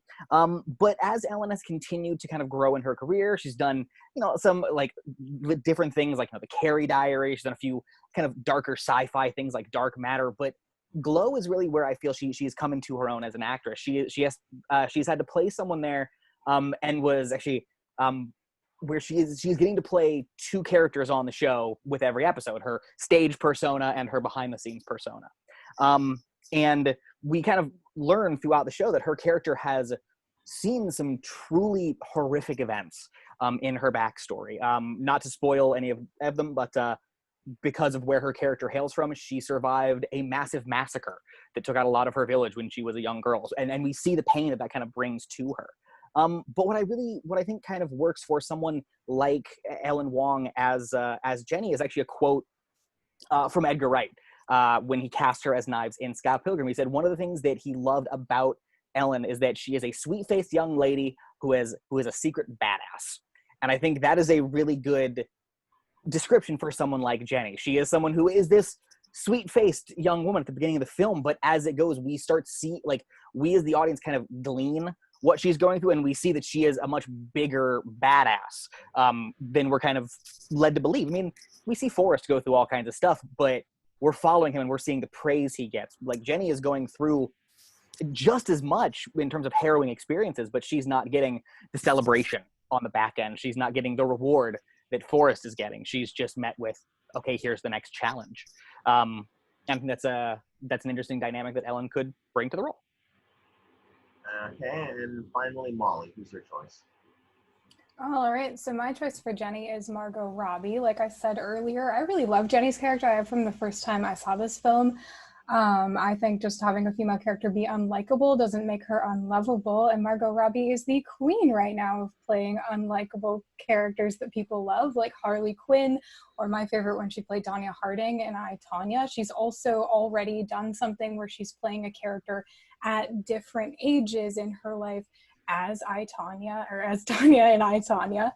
And Jenny is a very self-destructive character, and that danger and sharpness underneath the surface is something that Margot Robbie is definitely capable of playing, while also being able to create that very lovable and softness. And so you don't have to get rid of her edges to show that sort of compassionate side to her. And I would argue that it's not with Jenny, it's not necessarily the toughness is revealed underneath, it's the softness that's revealed underneath with Jenny. And I think Margot Robbie would be really good at being able to reveal that, because she's done it several times before, and in general, she's supposedly a very lovely person. All right, debate it out. You agree?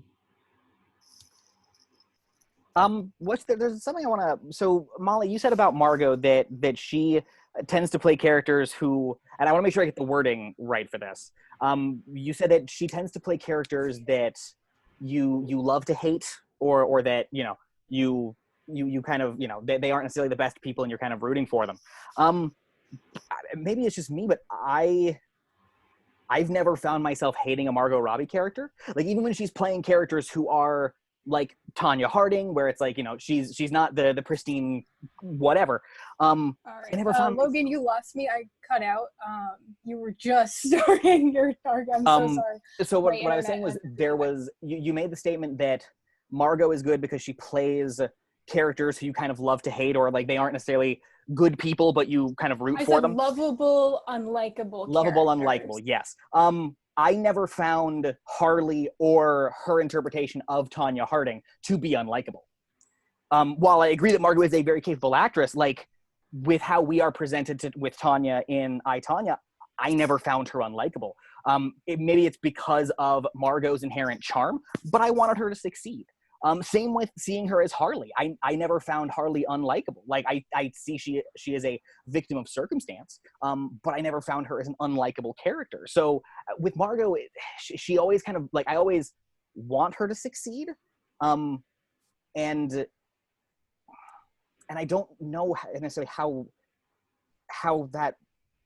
Yeah, seeing her as an unlikable character, I don't see that, because she's just never been unlikable for me. But don't we want good things for Jenny? We want things to turn out well for her, despite we the do fact want that her good life is things. spiraling out of control, which is exactly what happens in I, Tonya. The result of abuse and pressure spirals her out of control, and it results in her doing terrible things. But the whole time we want her, because Tonya Harding in the hands of Margot Robbie is so charismatic and so lovable, that she, even though you still see that gruffness and sort of the darkness beneath her and in her, that you're still able to really attach to her. And that's what I mean by a lovable, unlikable character. Not that you feel connected to her, even though she's doing these things that you wouldn't yourself do. And I think that that's important, especially when Jenny gets into the drugs and everything like that. We need to still be able to see her through the darkness, but also in the darkness. The darkness there is part of her. I agree, but at the same time, Margot, especially in I, Tonya, she plays a character who is more so presented as a victim of circumstance, right? Every harsh thing that kind of befalls Tonya, it's something that is kind of out of her control, whether it's her family, her home life, that's just not much money, all of those. So Margot is very good at playing that I'm trying to be strong through just circumstances throwing stuff my way. But but Jenny for me feels almost like the opposite, because as a character, she seems like she is constantly presented with the, hey, here's how you could get out of the turmoil, here's how you could get out of the heartache, and she's just going, nah, I'd rather kind of stay in the turmoil. See, I would actually disagree about that, and I think that's an interpretation issue with Jenny, Okay. is I do feel like she's not really given much of a lifeline, as far as like a lot of it is due to the fact that she's presented to the world in a certain way, which is another thing I think about Margot Robbie, is Margot Robbie's really hot. And Jenny is presented as somebody that men are very attracted to, and that kind of gives her this impression that she has to be a certain way, and she has to do things a certain way, and it spirals her life out of control. And as a result of the abuse that she suffered as a child, which again is something that Margot Robbie has shown that she can do, is she's been in several films where she's in an abusive relationship, and then addictions and things like that are part of those things in the real world, and I think that she can add some serious life to that. I will say that with Jenny as a character, we walk a very fine line, because, I mean, no matter what audiences, people that I know that I've discussed the film with, we're always split. There's either people that love and understand Jenny, or there's people who can't stand Jenny.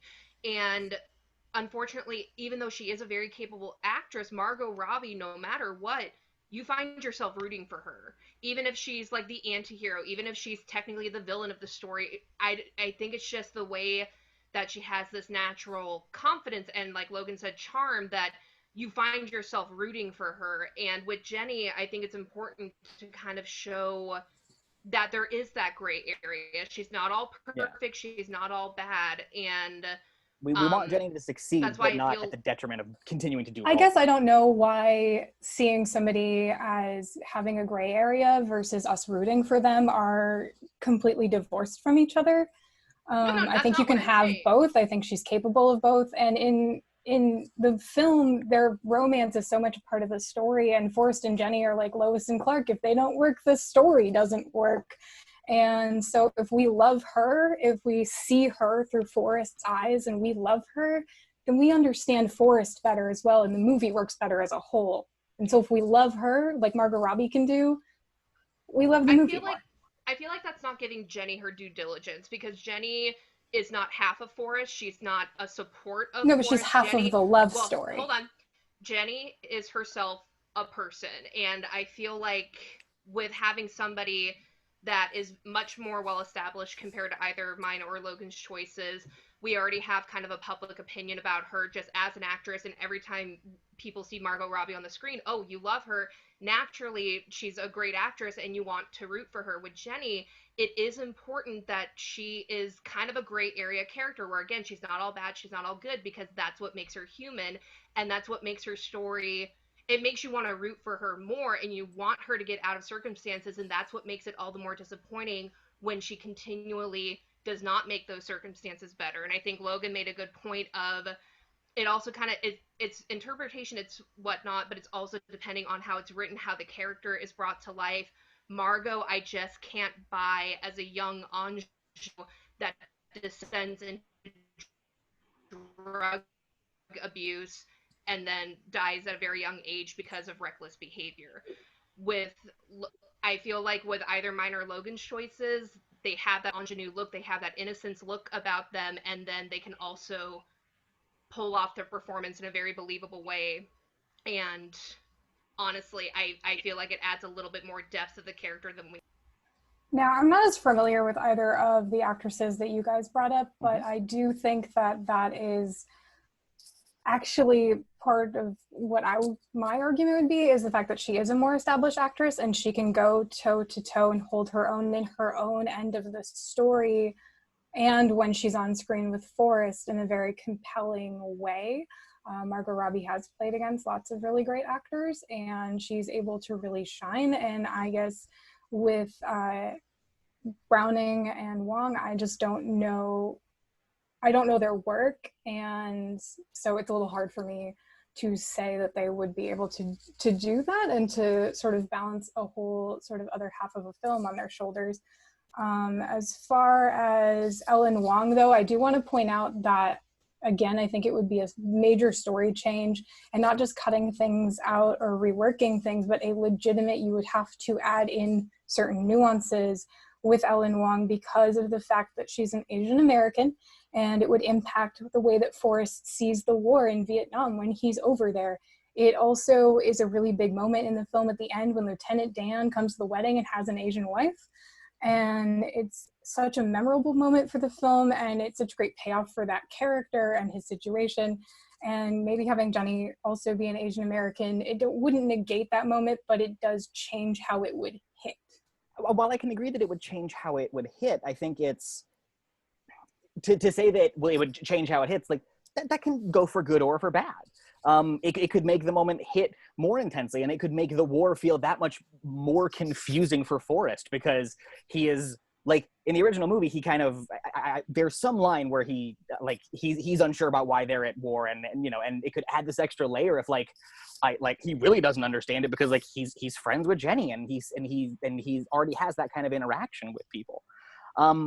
But when it comes to the choices that have been put in here, like it's tricky all across the board, I think. But with Margot, there's something that I've seen consistently with her work, and that's she's always capable.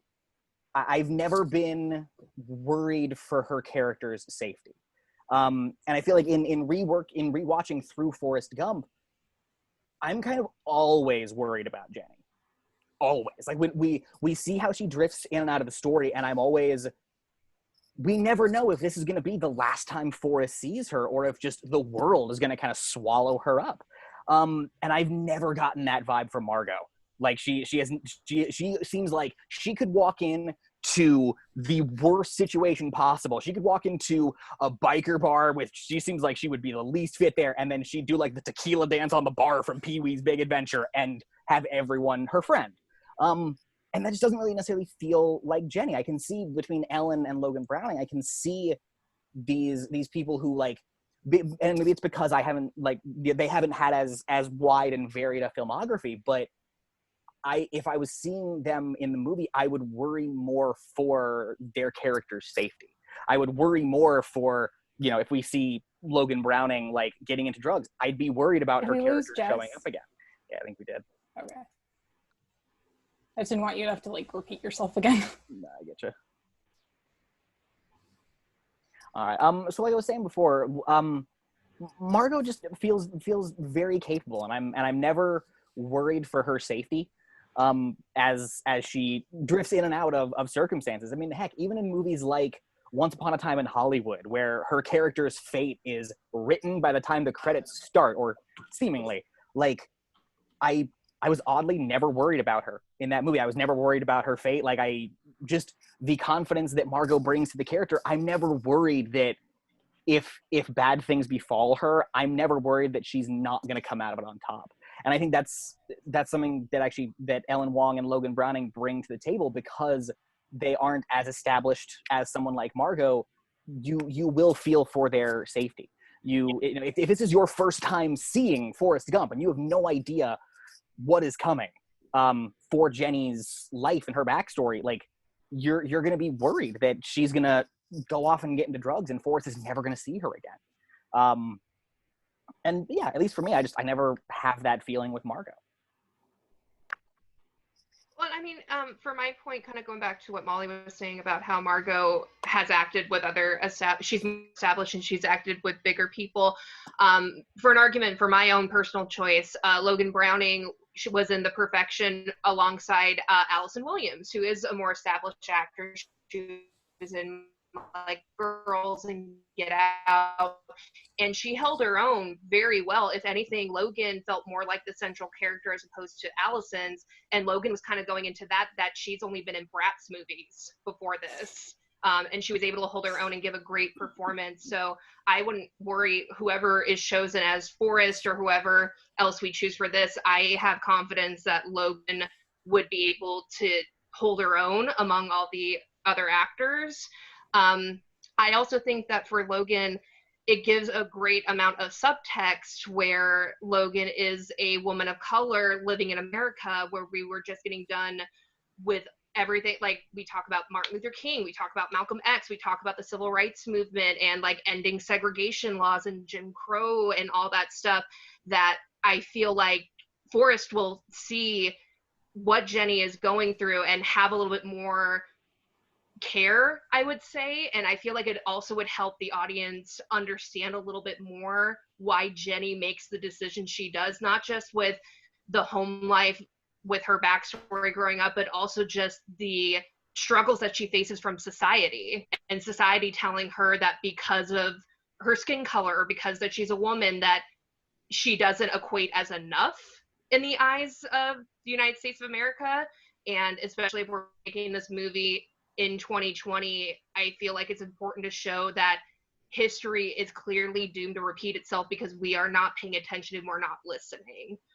So that's just kind of like my final Hail Mary for Logan Browning. See, this is where I do actually really like the idea of casting a different race, because I think with the way that Jenny's character is, the way her story pans out, I do actually think it really works well. And especially if we have Viola Davis cast as Mama Gump, I actually like the idea of kind of drawing that connection between these two women in Forrest's life in a much more visual way. And so I would say that I would lean towards that. And so I actually really agree that that would be a really good change. My only problem again is just I don't know how well they'll be able to carry the, because I just don't know these actresses that well, the romance angle of their relationship with Forrest, which is arguably a weaker part of the script in and of itself, and therefore kind of demands a very high caliber capability. I don't know. Yeah, well, but if we're talking with the romance, I mean, I know I brought up Scott Pilgrim earlier for the romance, but while that is more comedic, if y'all have seen the DVD or, you know, behind the scenes stuff for Scott Pilgrim, there's an alternate ending that actually has Scott ending up with knives. And we see a lot more of that emotional journey of her, you know, like of just the coming to terms with the relationship. So I know that Ellen could handle that aspect of Jenny very well. And I do think it, you know, I think it, I don't know. I like all the actresses that we've put forth, and it's hard to debate. And they're all great.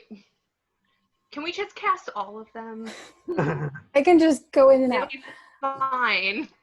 Okay.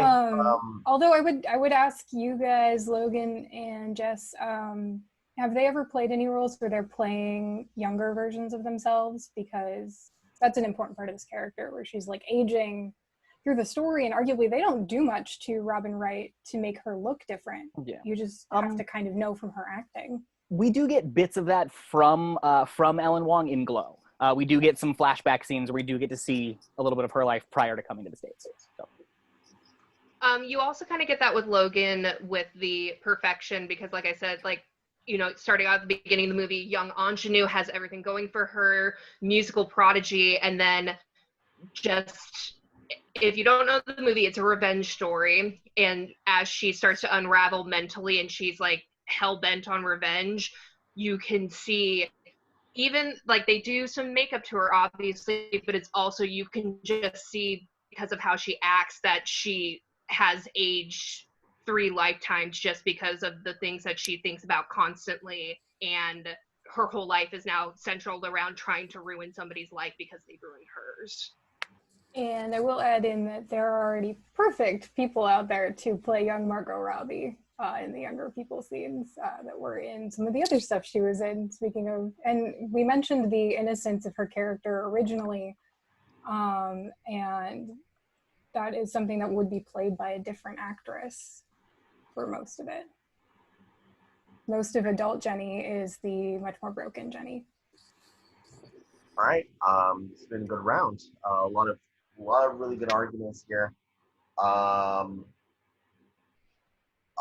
say with Ellen Wong, I think it's an interesting choice. But I think, you know, I'll admit I have not seen her with the Glow, so I don't know how good her acting is. But I believe every word of Logan's.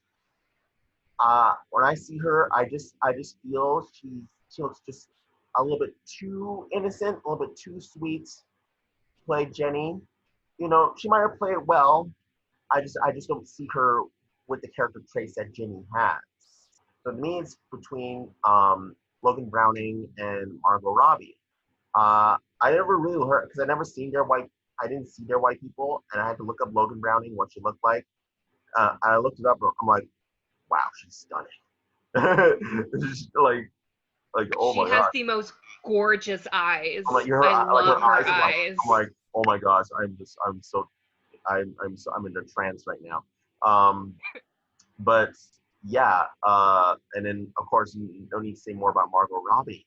What Jessica brought to the table for Logan is really interesting, especially where the movie takes place and the background of it, and gives like it could add an extra layer to the character of Jenny that wasn't there in the original.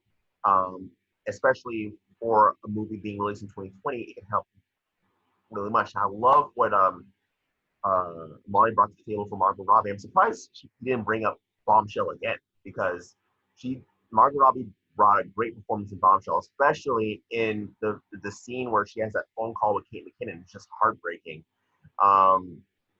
But yeah, and so there's a lot of elements being brought to the table for Jenny with these two actresses.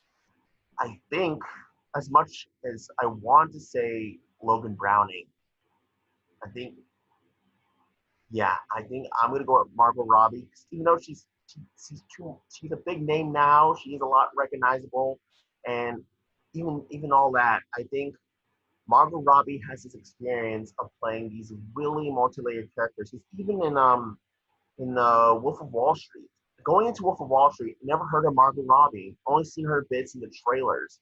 I thought her characters would be really minor. I thought she was just gonna play this, this ditzy trophy wife character that's not gonna be that much more important. But when I saw the movie, it's like, no, this character is way more important in this film. And this actress Margot Robbie, never heard of her, but she is killing it.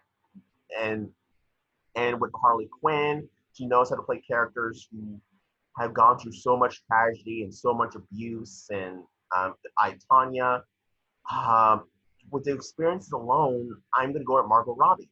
So that's my choice. Danny, what do you think?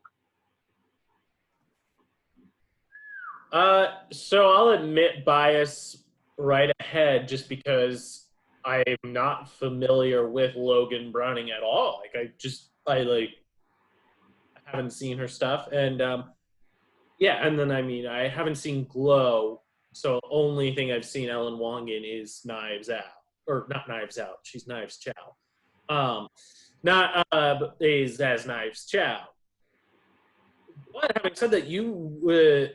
For working against that bias, great arguments. I really like Jessica's point about you could see her as a young black woman wanting to get involved. That's why she wants to go out and be a part of these protests, be a part of this world. You kind of weirdly, I don't think she's in the Black Panther.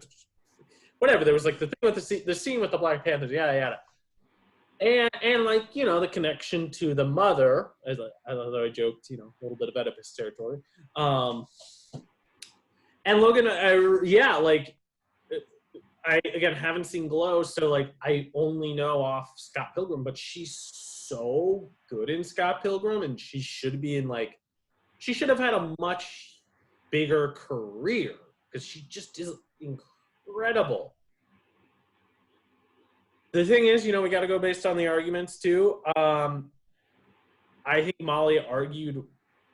Oh, are we gonna? Do we want to pause? I don't know. All right, Danny. So to pick up where after technical difficulties, I think Molly argued super well for Margot Robbie, and honestly, Logan, anytime you countered, it made me just want Margot Robbie in the role more. The points you brought up, I'm like, no, that's why I want to see her in this role in a weird way. She's incredible. And you talk about can she play kind of the scared or vulnerable? It's that's why you got to watch Bombshell, because that's tough for her. That's a really tough role and place for her to be. So it's Margot. That's the answer. Okay, Jeremy. Dude, Kate Monster from Avenue Q was the correct answer, but we're going to go with these three options. I think we talked about Margot Robbie so much in the beginning, and then we argued against her a lot, and then we did get to talk a little bit about the others, but But I feel like Margot Robbie, at least for me, is like super on the nose and like exactly where we would want to go.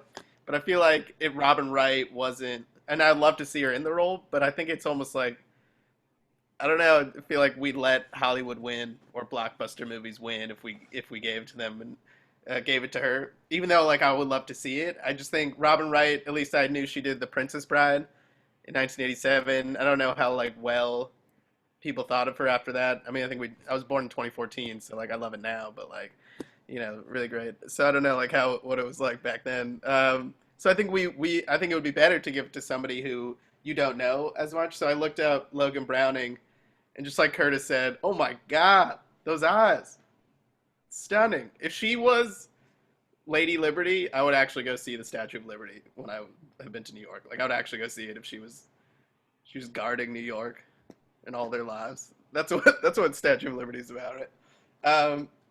But then, and I was really siding with Ellen Wong for a really long time. And then when Molly brought up, what would we think of Forrest if he went on? I don't know if Ellen Wong's Vietnamese, but there are like a lot of people in America or a lot of people in the world who'll be like, oh, they're both Asian, so they probably, which is wrong, but people will think that. But then Logan's point was, then Logan's counter argument to that really took it over for me, which is even if people are going to think that, it's going to hit that much harder that this is a love story, and that either some people might think, why would she love this man, or maybe she loves him enough that even though he's he's at, and if you think about it, he didn't do much killing, he did more saving. He was more like the Hacksaw Ridge of Vietnam. Remember that movie? Yeah, I'm going with Ellen Wong. I also think because at the end of Scott Pilgrim, I was all for God, what's her name? Ramona Flowers. I was all for her, but then Knives comes back, and I was like, oh my God, do I also love Knives? And like, how am I supposed to decide? Because he can't be with both women. I mean, maybe, I don't know. It's not. But I was like, wow, is Knives about to fall in love with her? Do I have to fall in love with Knives again now because they weren't? So because of that, I'm going with Knives. All right. All right. Someone's got a point. Margot Robbie's got 2. Kevin, what do you think? Well, Jeremy, you made a great point. I think I'm all on board for Logan Browning to play the Statue of Liberty in the first X-Men movie. I think that would be a great choice. But so looking at the 3 choices for Jenny, I think there were a lot of moments where you guys all argued very well for yourselves, but there were also other times where I think you argued well for your opponents.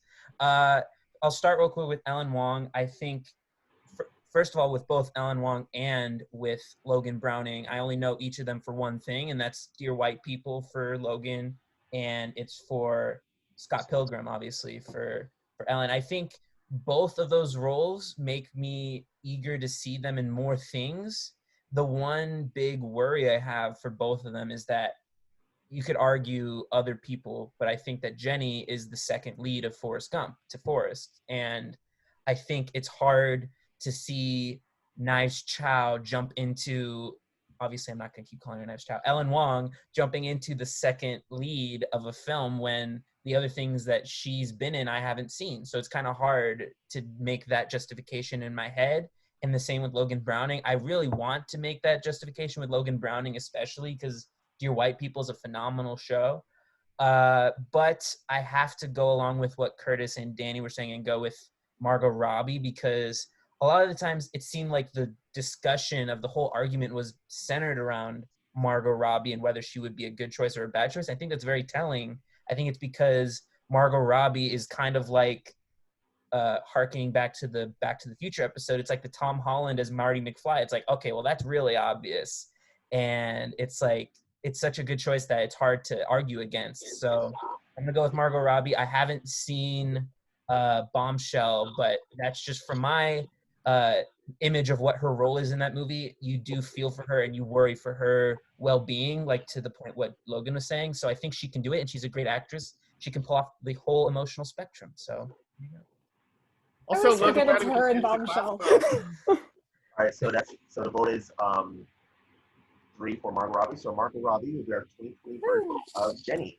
All right, we only got 2 rounds to go, but just to read it right, let's just make sure to keep our statement as concise and as tight as possible from going on through here. So next one is going to be a real doozy. The main character, Forrest Gump, played by Tom Hanks. He'd be a real tough one. This guy we're following through um, through the majority of the film. He's the guy that just takes life, just goes with the flow. Just we see him in all sorts of historical events, or that's integration of black and white students in college, from him being in Vietnam, from him being JFK and meeting Nixon and Watergate, and running through America for 3 years just because he wants to, and he's our eyes throughout this whole film, so he's really important, obviously. So let's not waste time. Let's get into casting Forrest Gump. Logan, who's your choice for Forrest? My choice for Forrest Gump is John Boyega. Now, John Boyega, you most likely all seen him in Star Wars. You clearly know him as Finn. But I started really appreciating John Boyega back with Attack the Block. He plays a young street kid there who has to deal with an alien invasion. And just over the course of Boyega's career, he's consistently taken roles that show he could bring some interesting dynamics to a character like Forrest Gump. I mean, we clearly know he can do military stuff, and kind of fit in that dynamic with what we've seen in Star Wars, but he also works in period pieces, lest we forget he was in the film Detroit that Catherine Bigelow directed.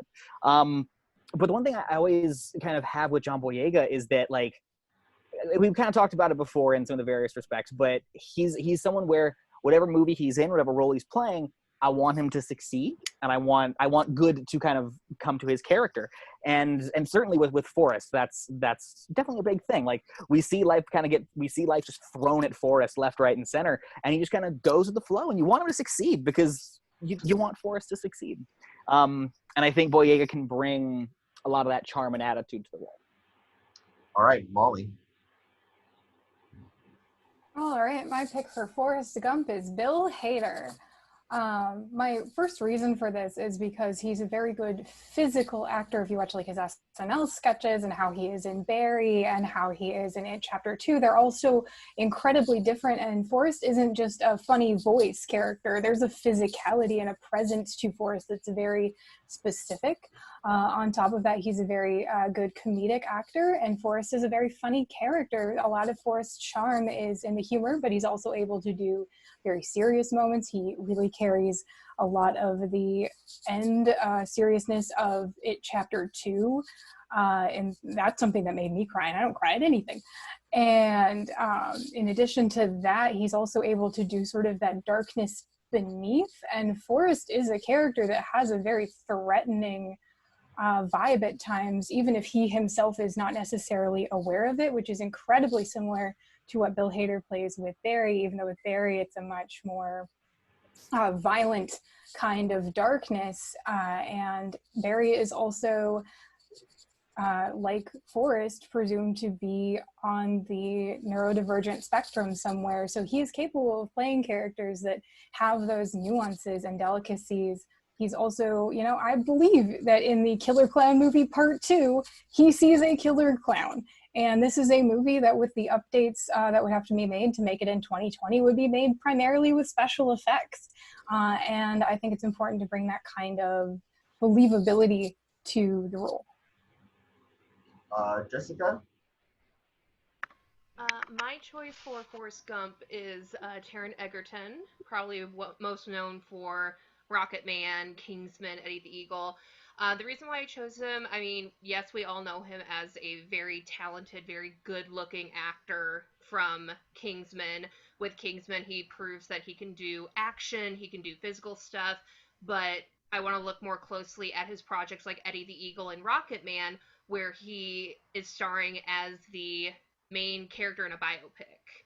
And with Eddie the Eagle, it's one of those ones of people weren't really expecting a performance like that from Taron, because he was like this suave, like young, cocky guy from Kingsman, and now all of a sudden he's bringing to the table, oh, he's like this nerdy guy that's not good with girls, that's very introverted and very shy. It feels like a completely different person. Rocket Man, I feel like, is a great example of why he would be the best choice for Forrest, just because we're following Forrest throughout his life, obviously, but the main part of that is starting when he is at that wartime soldier age all the way to when he becomes a father. And with Rocket Man, Taron plays, aside from childhood Elton John, he plays young Elton John to almost modern day Elton John, and he's able to bring a believability to that character, simply not even just with makeup, but just with how he acts as the character. He becomes that character, he embodies them, he takes their mannerisms. So with studying a character like Forrest, I have no doubt that Taron will be able to bring a believable performance from beginning to end without really any heavy use aside from maybe makeup effects. All right, debate it out, everyone. I think they're all great choices. All of them are great actors. I love all of them in their own way. My main concern for Bill Hader is that I feel like he is too old looking for the part. And with a movie like this, like, I understand there might be some special effects. I just can't see a movie that's more of a story-driven drama spending so much money on special effects to de-age him. If it had been like 2009 Bill Hader, like when he was in Superbad, where he looked a little bit more youthful, I could buy it a little bit more. But as of right now, he definitely looks his age. He's aging like the average person, and in my own personal opinion, he looks like he could be the same age, if not older, than the actress that we chose to play his mom. Yeah, I double checked the age on that. Viola Davis is only 12 years older than Bill Hader. There's been plenty of movies where people's ages have I understand that, lined up right, though. Yes, but you're asking me to then believe that Viola Davis had a kid when she was about 12-ish. I mean, much more. You know. I would buy the argument for looks more than their actual ages. There's plenty of women, because women get cast much younger as much older characters. That was more.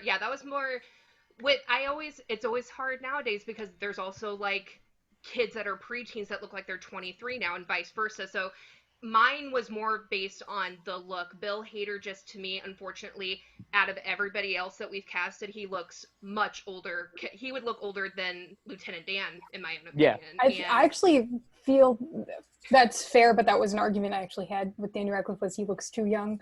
And with Taron Egerton, I think that he also looks a little too young, and he has a very hipster vibe, and I don't think that really works very well for like the more cliched everyman normal dude all-American that is supposed to be like the Forrest Gump that carries through the whole film. And Bill Hader is the same age-ish that Tom Hanks was when he played Forrest Gump. So he was, but Tom Hanks also looked a lot younger at that age than Bill Hader does. And to kind of argue the point, Taron Egerton with Eddie the Eagle, not a hipster vibe, very awkward, very shy, and I feel like that's actually something that's a strength of his that he could bring to a character of Forrest. Even if he seems like a hipster in something like Kingsman or in real life, that's not his performance in other roles. And I believe things like Rocket Man are a great argument of how he can play older, and it would be more cost effective to age him in a couple of scenes later on in the movie than it would be to de-age with special effects an entire movie with Bill Hader. And or a majority, I should say, sorry. And an argument that I want to make for John, like, he is of the three actors we have pitched here, he is the youngest. I can acknowledge that. He's 28 compared to I think Taron's in his 30s. But the one thing that John Boyega has been very good at throughout his entire career is he's one of those actors who's very good at playing either age or I've seen some stuff behind the eyes. You definitely get it with seeing stuff in Star Wars. Like, you can see that he has seen some heartache and some, you see that there is age to him even when we see him in that first movie and he is, young. But also with Attack the Block, like he is, in that movie he's supposed to be 13 or 14. And we already believe that he's seen, so Boyega is very good at playing, even though he is the youngest visually, he's good at playing age, that age behind the eyes kind of thing. I think he's very good at that. Well, I will say, like, with John Boyega, and like I said, everybody super talented. I think these are all great choices in their own right. With John Boyega, with me personally, I feel like I haven't seen much range when it comes to his acting. Like, I feel like he has, like, the same, and I don't know if that's just the parts that he's choosing, but I just don't feel like I've seen as much range in his acting abilities. That's why I feel like with Taron, I have more confidence because I know that he can achieve all those different types of emotions, and I know that he could portray the. I feel like there's more of an air of innocence around him, which is important for Forrest, especially at the beginning of his story, so that you can kind of see how that innocence gets tweaked as the story goes on.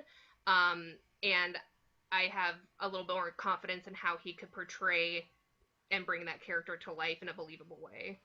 That's fair. I mean, and while Boyega, most of his career has been kind of playing those same types of people, the big role that kind of let him branch out from that a little bit was Catherine Bigelow's Detroit, where he's a private security officer who gets pulled into just all of this horrible stuff that happens on this night. And he brings this, he brings a lot of maturity to that role in a guy who's over his head and is trying to kind of still do right. So like I think even though he is the youngest of the choices, I think he could bring a lot of that to it. Yeah, like Taron, I agree that like Taron is a really good choice for the part, but for there's a point that kind of got brought up for our choices with Jenny that I think kind of works against Taron, and it's that I realize he has been able to tone this down a little bit in various parts, but he is a very pretty man, and Forrest is not inherently that. So it it would take, and I know Taron could do it, but like it would either take an additional thing of like, I don't want to say makeup, but like an additional little things just to kind of get him to I feel where he'd be believable in that.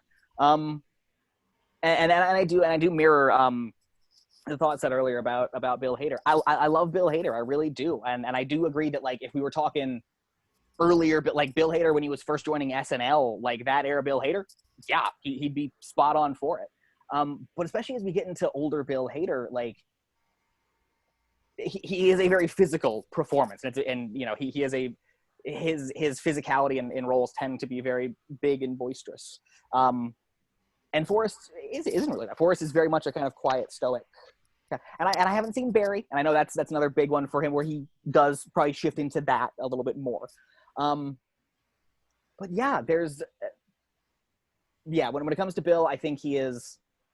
I think Jess's point of it would take more effort to have to digitally de-age him than it would to be to pick a younger actor and kind of age them up throughout the movie. But yeah. I would actually argue a little bit that again, you haven't seen Barry, so that's fair. But in Barry, there is so much nuance in his acting, and even in It Chapter 2, there's an insane amount of nuance in his acting. Like, he's able to do a lot with his physicality that's also very small. Obviously, SNL is a lot bigger and more boisterous.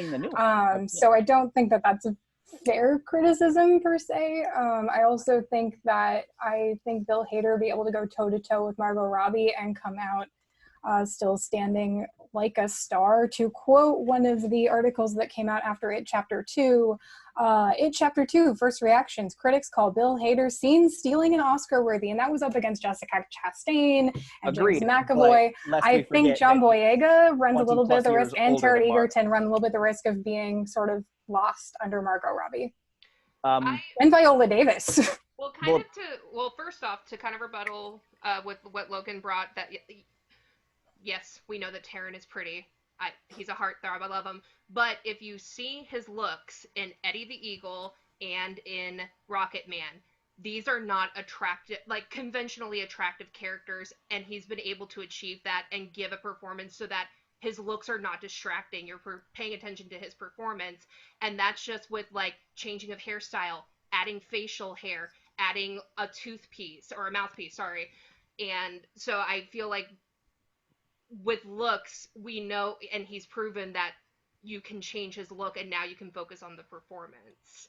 Um, with Taron as well, he's also holding his own against people like Richard Madden and Hugh Jackman, one of the biggest stars in Hollywood, and he doesn't get lost in the shuffle. He's still the star of it. Yes, Hugh Jackman is a huge supporting role, but he is the star of the movie. So I feel like with Margot Robbie, he would have no problems going toe to toe with her. And with his performance in Rocket Man, you also see how he's taken this abuse and he's gone through all these things and he comes out on top. So with Taron, I do believe that he can go toe to toe with these big name actors. When he did Eddie the Eagle, the only thing that he was really well known for was Kingsman, and he held his own against Colin Firth in that as well. And that's not to negate both John and Bill are fantastic actors. It Chapter 2, he was my favorite part of the movie. He was like a tour de force. With John, he was fantastic in Star Wars. He was a character I wish I had seen more of, and I want to see more work from him. But I feel like looking at Forrest as a character, if we're taking in look, if we're taking in acting ability, if we're taking in if they can act against another actor, Taron has already proven that he fits all those boxes and checks everything out. With Taron, I would be more. I'm sorry, I've completely lost my train of thought here. One of the things that I think makes Forrest such an interesting character is he's on the neurodivergent spectrum and he's undiagnosed, which is something that is really interesting and very much impacts his character. And unlike Barry with Bill Hader, it doesn't manifest itself in necessarily like violence, but it's still a very like you do what people tell you to do kind of thing. And it actually, like with Forrest, it connects him more with other people. But I think Bill Hader's capable of sort of carrying those nuances, and that's a very specific kind of nuance to a character. It's more than just being shy, it's more than acting just awkward, it's a very different way of interacting with the actors around you, and I think that's an important part of Forrest that Bill Hader can do. Well, I agree that Bill can do those and bring that to the part. It's kind of like what we would come to where it's he, unfortunately, with the rest of the cast that we have built, though, he feels aged out of the rest of the cast. I don't believably see him in a relationship with Margot Robbie because he's, 20 plus years older than she is. So to expect an audience to believe that they not only went to school together, in addition to continuing to grow together, that's an age range that I don't know if I can kind of get past. And, we're throwing names out of like who all these actors have worked with. It's like, lest we forget, with John Boyega, we've seen him share the screen with actors like Oscar Isaac. We've seen him share the screen with, with all these big actors who we know, and we know their roles and we know their parts that they're good at. So like, all three of these actors can hold their own, I think. In terms of talent, all three of these actors can hold their own with the rest of the cast that we have built. At the end of the day, I think it has to come down to who feels like the best fit for kind of what we all collectively imagine as Forrest. I do also I remember my note from earlier, is the humor of Forrest. Taron is funny in things, but he's usually like kind of the straight man, at least in Kingsman especially. Like the humor's being bounced off him and his reactions are what makes it funny versus I think even like John Boyega is actually very capable of sort of having that humor sort of be part of his character. But even then, even in like Star Wars, especially in The Force Awakens, he's very much like the straight man and he's sort of the average Joe. And Bill Hader, and specifically himself as a character, is not the straight man. He's kind of the butt of the joke in a way, and his actions are what's funny, and his inability to sort of grasp that. And Bill Hader's played plenty of those characters. Well, I mean, to go off that, you literally just described the character of Eddie in Eddie the Eagle. He's kind of like rewatching it feels almost like the Forrest Gump of ski jumping. He is the butt of every joke. Yes, he's awkward, but there's also one of those things of like something seems a little off. Nothing was ever like said medically about it or anything. Taron really was kind of the punchline of athletes that were performing in ski jumping. So with that does show that he is capable of pulling that off in a believable way. Is there enough of a difference between the character for him to A, want to be Forrest Gump, which isn't really what we argue here, and also B, be able to differentiate his roles in the two films? I would say yes, just because Forrest, in my opinion, and it's probably because he is a fictional character, has a little bit more layer to him, and you get a little bit more of his backstory in comparison to Eddie.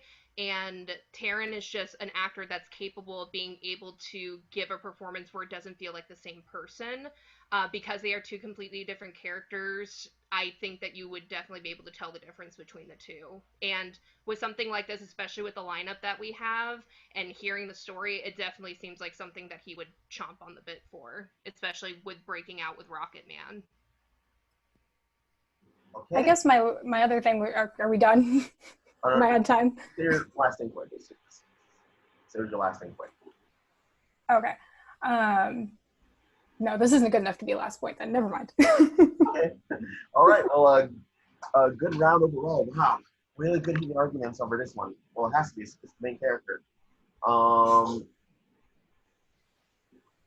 love these choices. So, Taron Egerton, John Boyega, and Bill Hader.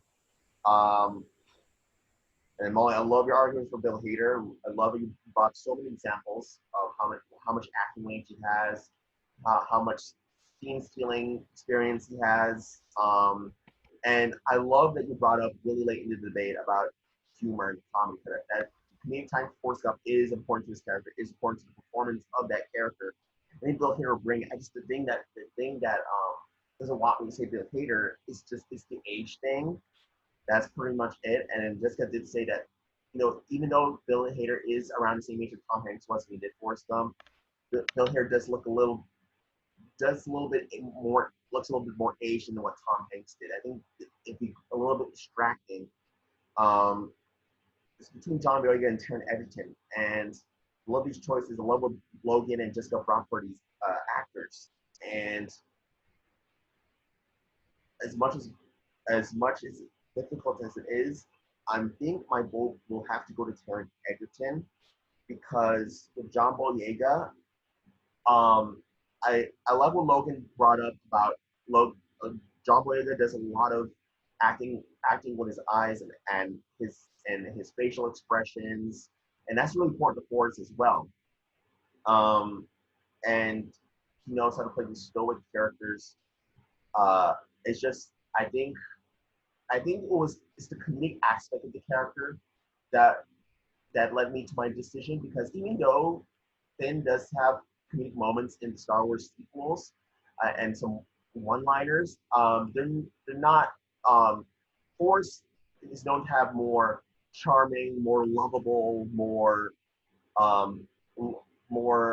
Oz, that cute type of comedic lines, like when he says, "I got shot in the butt," and stuff like that. I just can't see John Boyega delivering those lines with that enough charm. I can see Taron Egerton though, because Taron Egerton does have that range of, he could be dramatic. He does have a lot of comedic timing. As you've seen stuff like Kingsman and Eddie the Eagle and Rocket Man, I think Taron Egerton has enough experience playing a character like Forrest. So my vote is to go to Taron Egerton. How about you, Danny? Oh, it's Bill Hader. Just not even a question.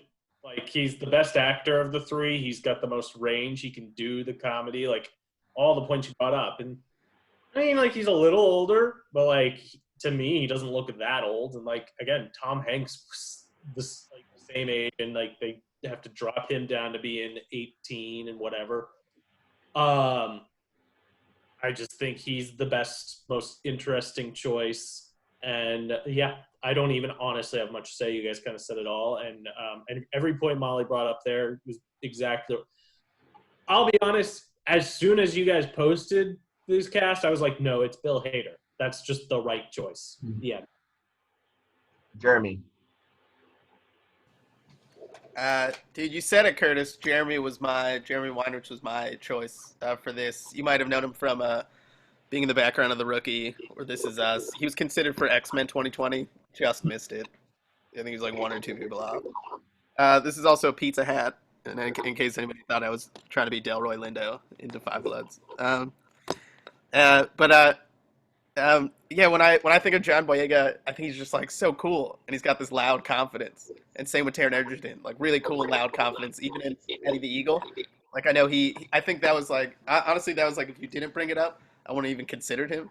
But since you brought up Eddie the Eagle, I thought, yeah, this is like the kind of guy Forrest Gump should act like. But then again, like when I'm thinking back on it, he seemed Taron Egerton, his character, although he seemed kind of clueless at some points, was still like really confident about what he wanted. And we were talking about how Forrest Gump really goes with the flow.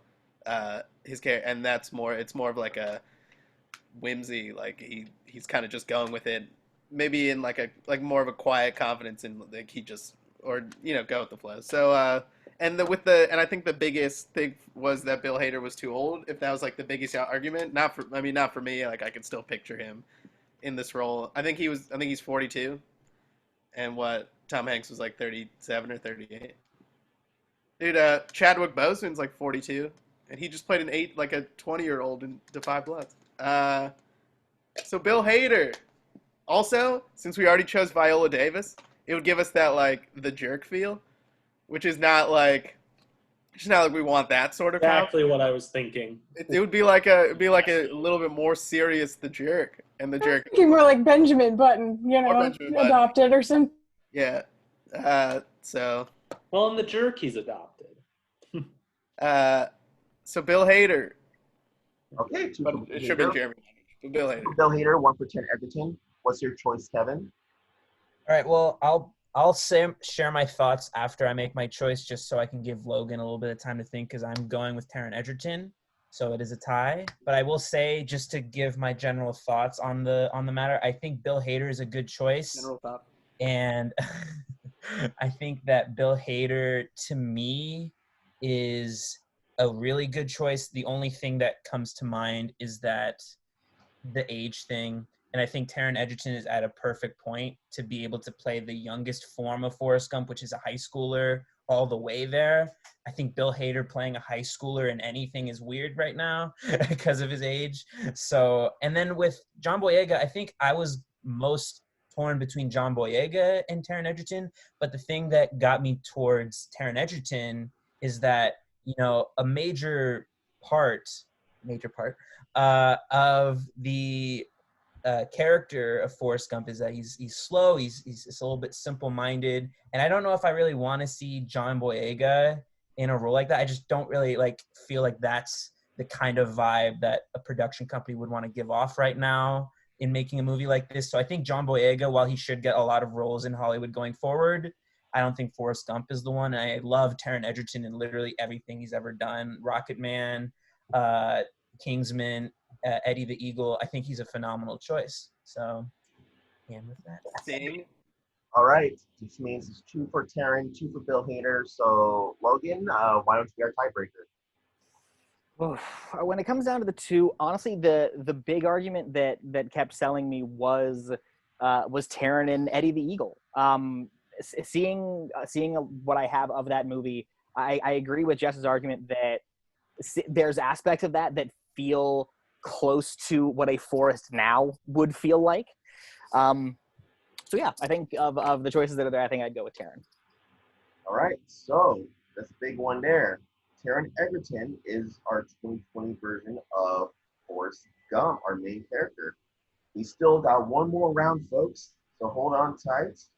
We are going to be choosing our director. Of course, this movie is originally directed by Robert Zemeckis. Of course, we started this whole series of the Robert Zemeckis movie, Back to the Future. We're going back to Robert Zemeckis again. We are replacing him again, even though he's still a wonderful director. But I think a better director, especially with the amount of talent we have today, can take on this story and bring a unique vision to it. So let's choose our director. Molly, who you got? People are asking for a pause, actually. Pause for in the chat.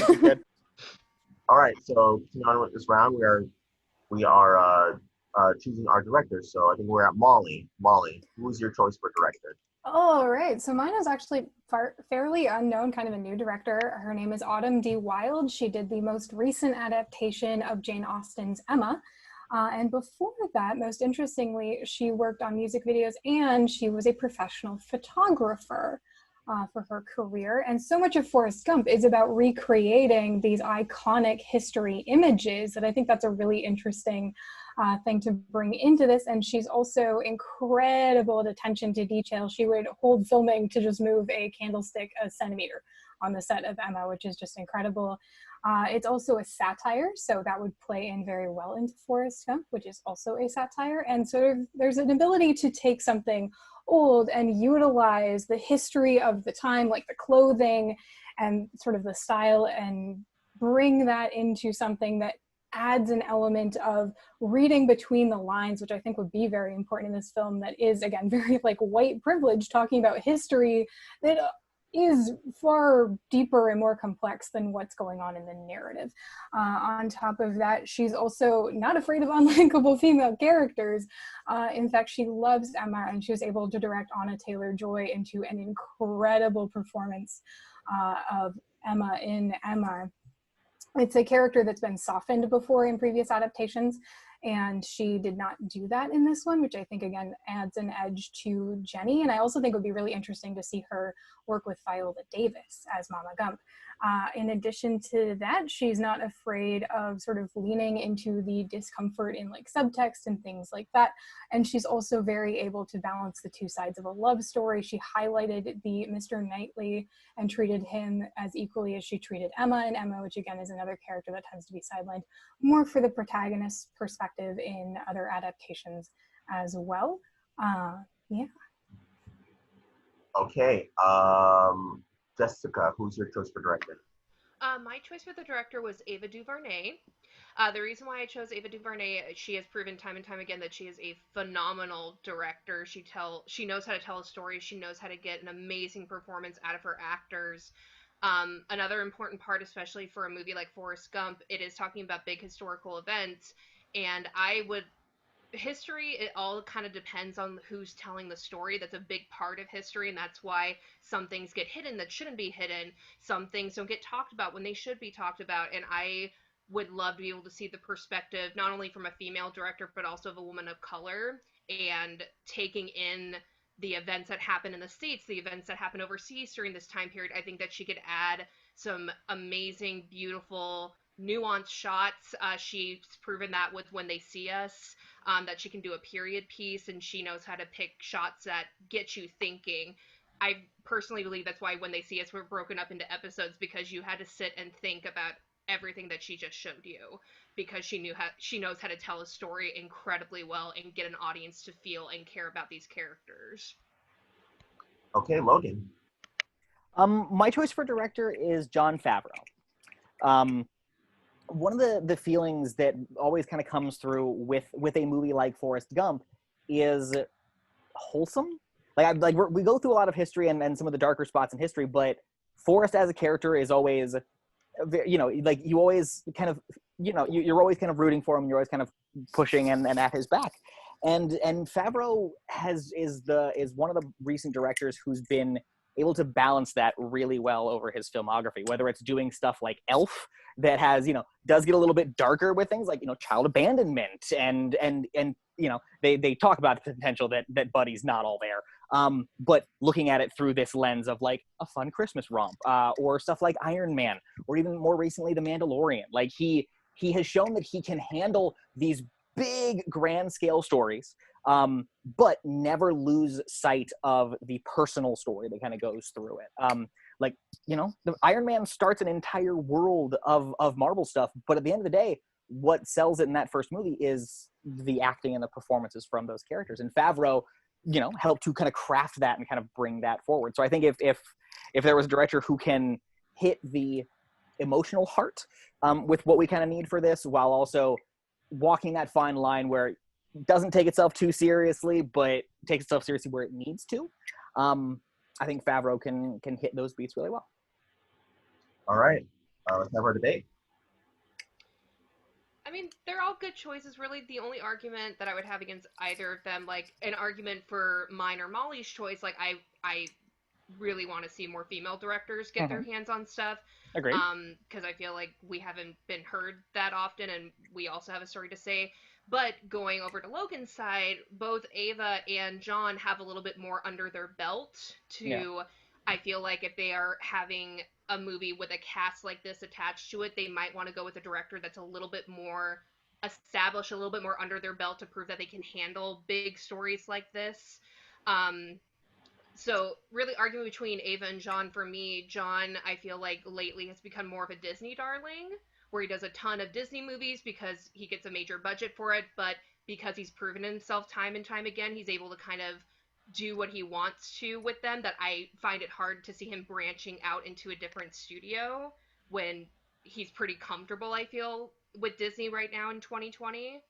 Um, and with Ava, kind of piggybacking off Logan's argument for John, Ava's also proven that she's a little bit more dynamic with how she does her things, because she does really deep, gut wrenching projects like When They See Us, but she also did like A Wrinkle in Time. So she's able to kind of balance it out. And even though, like, I know A Wrinkle in Time, like, not a ton of people saw it, not a ton of people really liked the adaptation of it, she still brought like great moments of diversity with all the characters. She was still able to elicit great performance from her actors. It's just not all the connecting pieces were there, but I don't think it was through any fault of her own. And I just feel like with something like this, she'd be able to bring an interesting perspective to it and help tell the story in a meaningful way. One thing I would say about Jon Favreau, like he's a Disney darling. I also think his stylization isn't really very.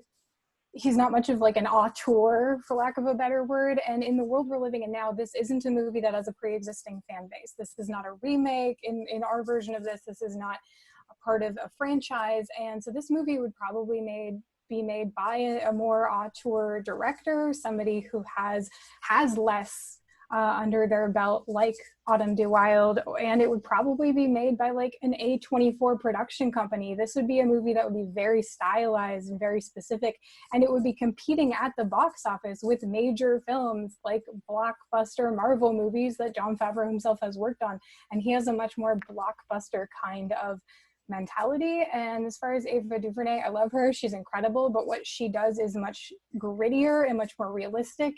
And I think that, Forrest Gump is a satire. Well, to say that John, like, because you can make the argument that John is, the Disney darling as of now, but in addition to working on those, he's also producing and directing stuff like The Chef Show on Netflix.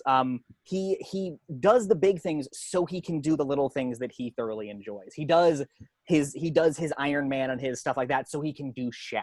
He does Lion King and the Jungle Book so he can continue to do his documentary series and those that he wants to do. Favreau, he does come from that indie background. I mean, starting from Swingers and all, like, so he comes from that mindset.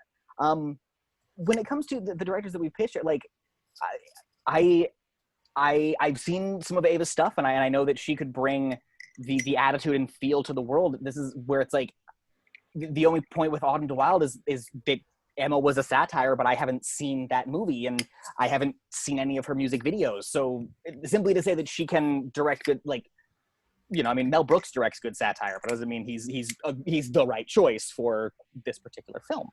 But I do agree that getting a voice that is not necessarily a heteronormative white guy in there is a good option. I mean, the reason I chose Favreau is simply because at the end of the day, regardless of the movie that he directs, you connect to it on an emotional level.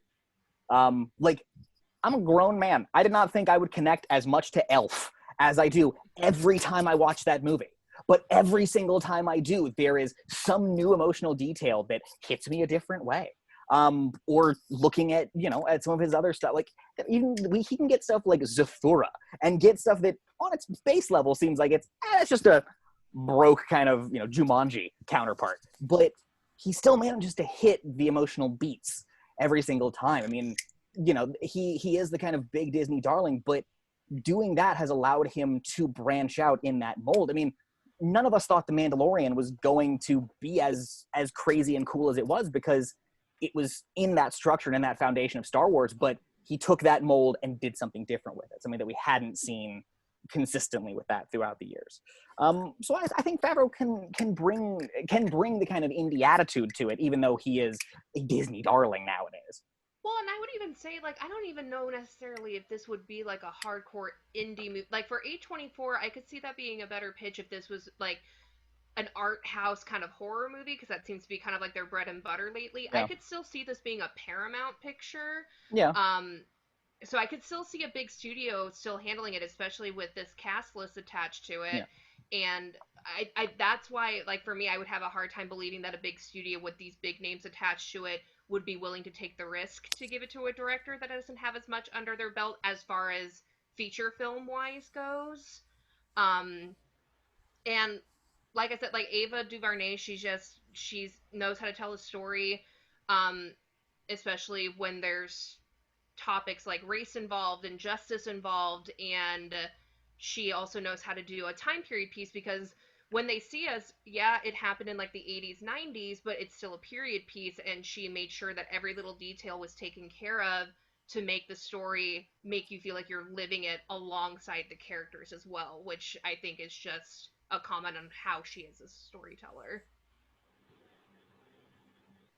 One thing I will mention, because you said like the all I have is the Emma as a satire, is my main point with Autumn de Wilde would specifically be her ability to work with character and also her background as a photographer, because this movie is, again, so based on the gimmick of, look, history, and her background as a photographer would allow her to create these incredible moments of integrating the characters into history and historical photographs and what you see in a history book. And again, her ability to work with an unlikable female character like Emma would make her an incredible person to work with. Margot Robbie in this.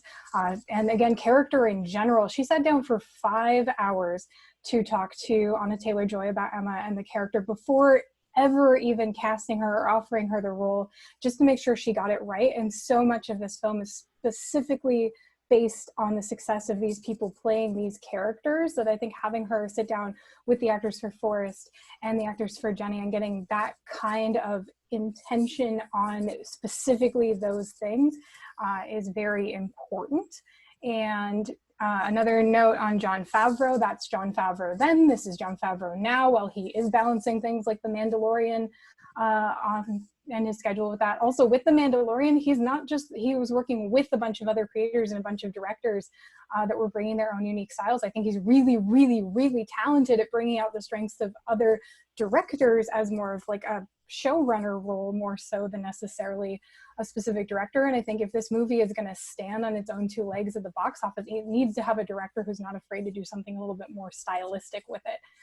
Which is, again, Ava DuVernay is an incredible director. I think she would bring a lot of style to it, but I think it would be a very different film, and the sort of satire elements could get a little lost in sort of the dark and gritty and realism that she brings so well to her work. Well, a point I want to make to... Sorry. Yeah, I'll let you go first. Sorry. Just to make a point about the box office. Yeah, box office is important, but bringing up that point, if you go to the box office and you see a movie with these people attached and you see a recognizable name like Ava DuVernay or Jon Favreau, that I think helps your box office more than a name that maybe not that many people are familiar with, because Emma was a little bit more of an independent release. Like, yeah, we saw it all over the place here in Hollywood, but as a whole, it felt a little bit more like, oh, like, yeah, we heard about it during Oscar season, but it wasn't like a huge motion picture that got a ton at the box office in comparison to other films that were released with bigger names and bigger studios attached. And to go to the point that Molly also said, that that Autumn took either 5 or 6 hours to talk to Anna Taylor-Joy about making sure they nailed down the character of Emma. Yeah, that's important, but it also, to phrase it that way implies that that's not what Ava and John would do as well. I know, the description on the process of making Iron Man, like Favreau sat down with Downey and Jeff Bridges for, days upon days at a time, just making sure that they had the characterizations down, because they knew it was, had the possibility of building this additional world. And same with Ava, like when they see us, like she sat down with her actors to make sure, okay, this is the person you're playing, this is the, and making sure they were kind of nailing those details. And so I think real people. And the real people, yeah. So I think that Autumn will talk to her actors at length and make sure they get the character. I think that's just a statement across the board. I think if you're a good director, you'll do that. regardless of what project you're working on. Okay, good rounds. It's Can I another. make one more point? It's very short. As far as her being a first-time director, everybody needs their big break. Correct. All right. Good round overall. These are interesting, wonderful choices. So going to Autumn the Wild, you brought some excellent points, Molly. Especially her experience of being a photographer with this movie, showing a lot of historical moments. I think she could capture those moments really well. How incredible detail she is, and her experience working on a satire like the movie Emma. But Jessica says something that kind of dissuaded me from going with Autumn is that I think with her being fairly new, and we do have to give our new directors a lot of chances, but I think with her being fairly new, I think a studio wouldn't be too comfortable giving her a project like Forrest Gump, especially with the cast we've assembled so far, and this gives the movie a lot more of a high profile. So people will be looking at this as something to look forward to. So I think they need a director who's a little bit more seasoned. So it's between Jon Favreau and Ava DuVernay for me. I think I am going with Ava DuVernay because Jon Favreau is known to bring a lot of heart into his projects with Elf and a lot of soul, like Iron Man and Jungle Book and even like Chef. I think you need with something like Forrest Gump. I think you need a little bit. I think you need a lot of hard, a lot of dedication, like what Ava DuVernay puts in with movies like Selma and projects like When They See Us, and even I didn't like Wrinkle in Time, but even then you could tell she was trying to make something special. She was trying to make something. She was passionate about that, and I think with Forrest Gump, I think you need a lot of passion to tell the story of this guy and his love for Jenny and his relationship with his mom, and on top of that, exploring all these famous historical moments, which Ava DuVernay is really into with things like Selma. So I'm going with Ava DuVernay, but again, this is a tough choice. How about you, Jeremy?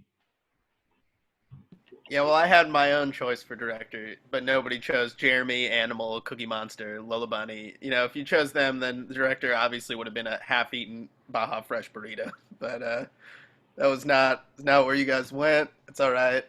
It's quite all right. Baja Fresh. It's delicious. It's who I'm sponsored by.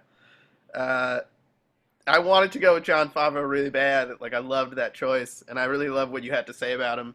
But I think, and there were a lot of points made against him that made sense for that.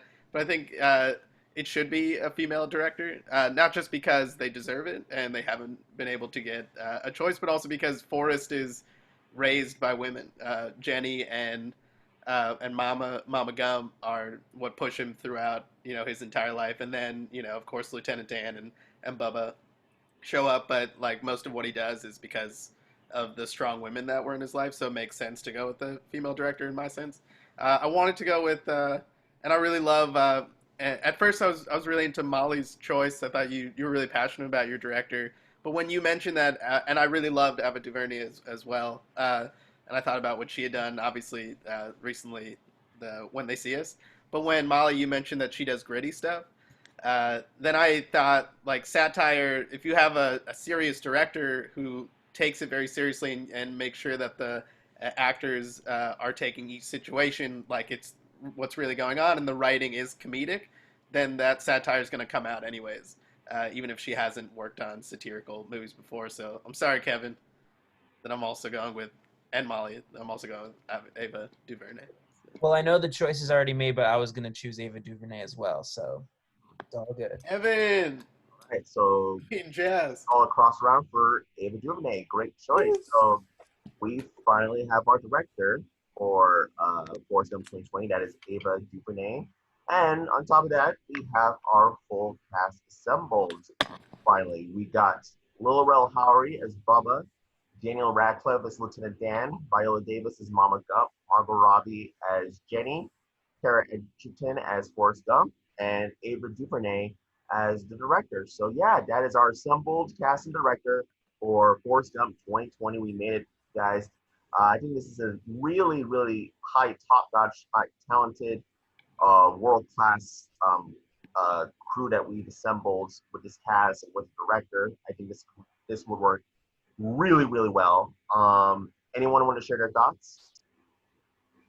I forgot to make my one point against Jon Favreau, which is that he made the remake of The Lion King.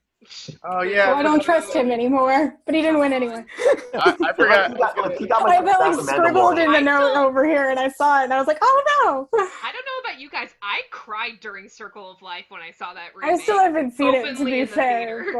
but That was great. I was gonna say that Jon Favreau also worked on a period piece, The Mandalorian. That was a lot. Long time ago in a galaxy far, far away. You're right.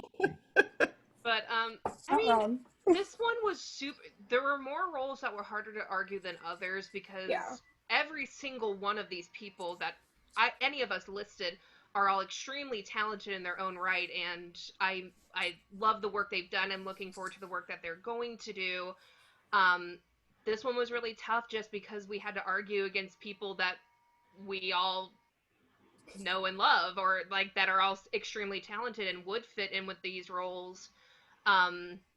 But I would be very interested in seeing a movie like this. I think it would be a great film with great performances and just a great movie. Yeah, yeah. The cast that we built for this thing looks fun. Like I can see the dynamic of the cast as they kind of all fit together and how they would play off of each other really well. Okay, so that is our 4th episode of Cast of the Future. Thank you all for joining us.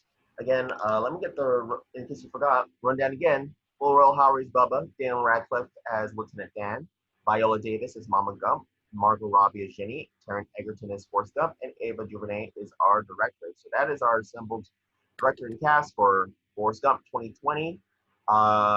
Join us next week.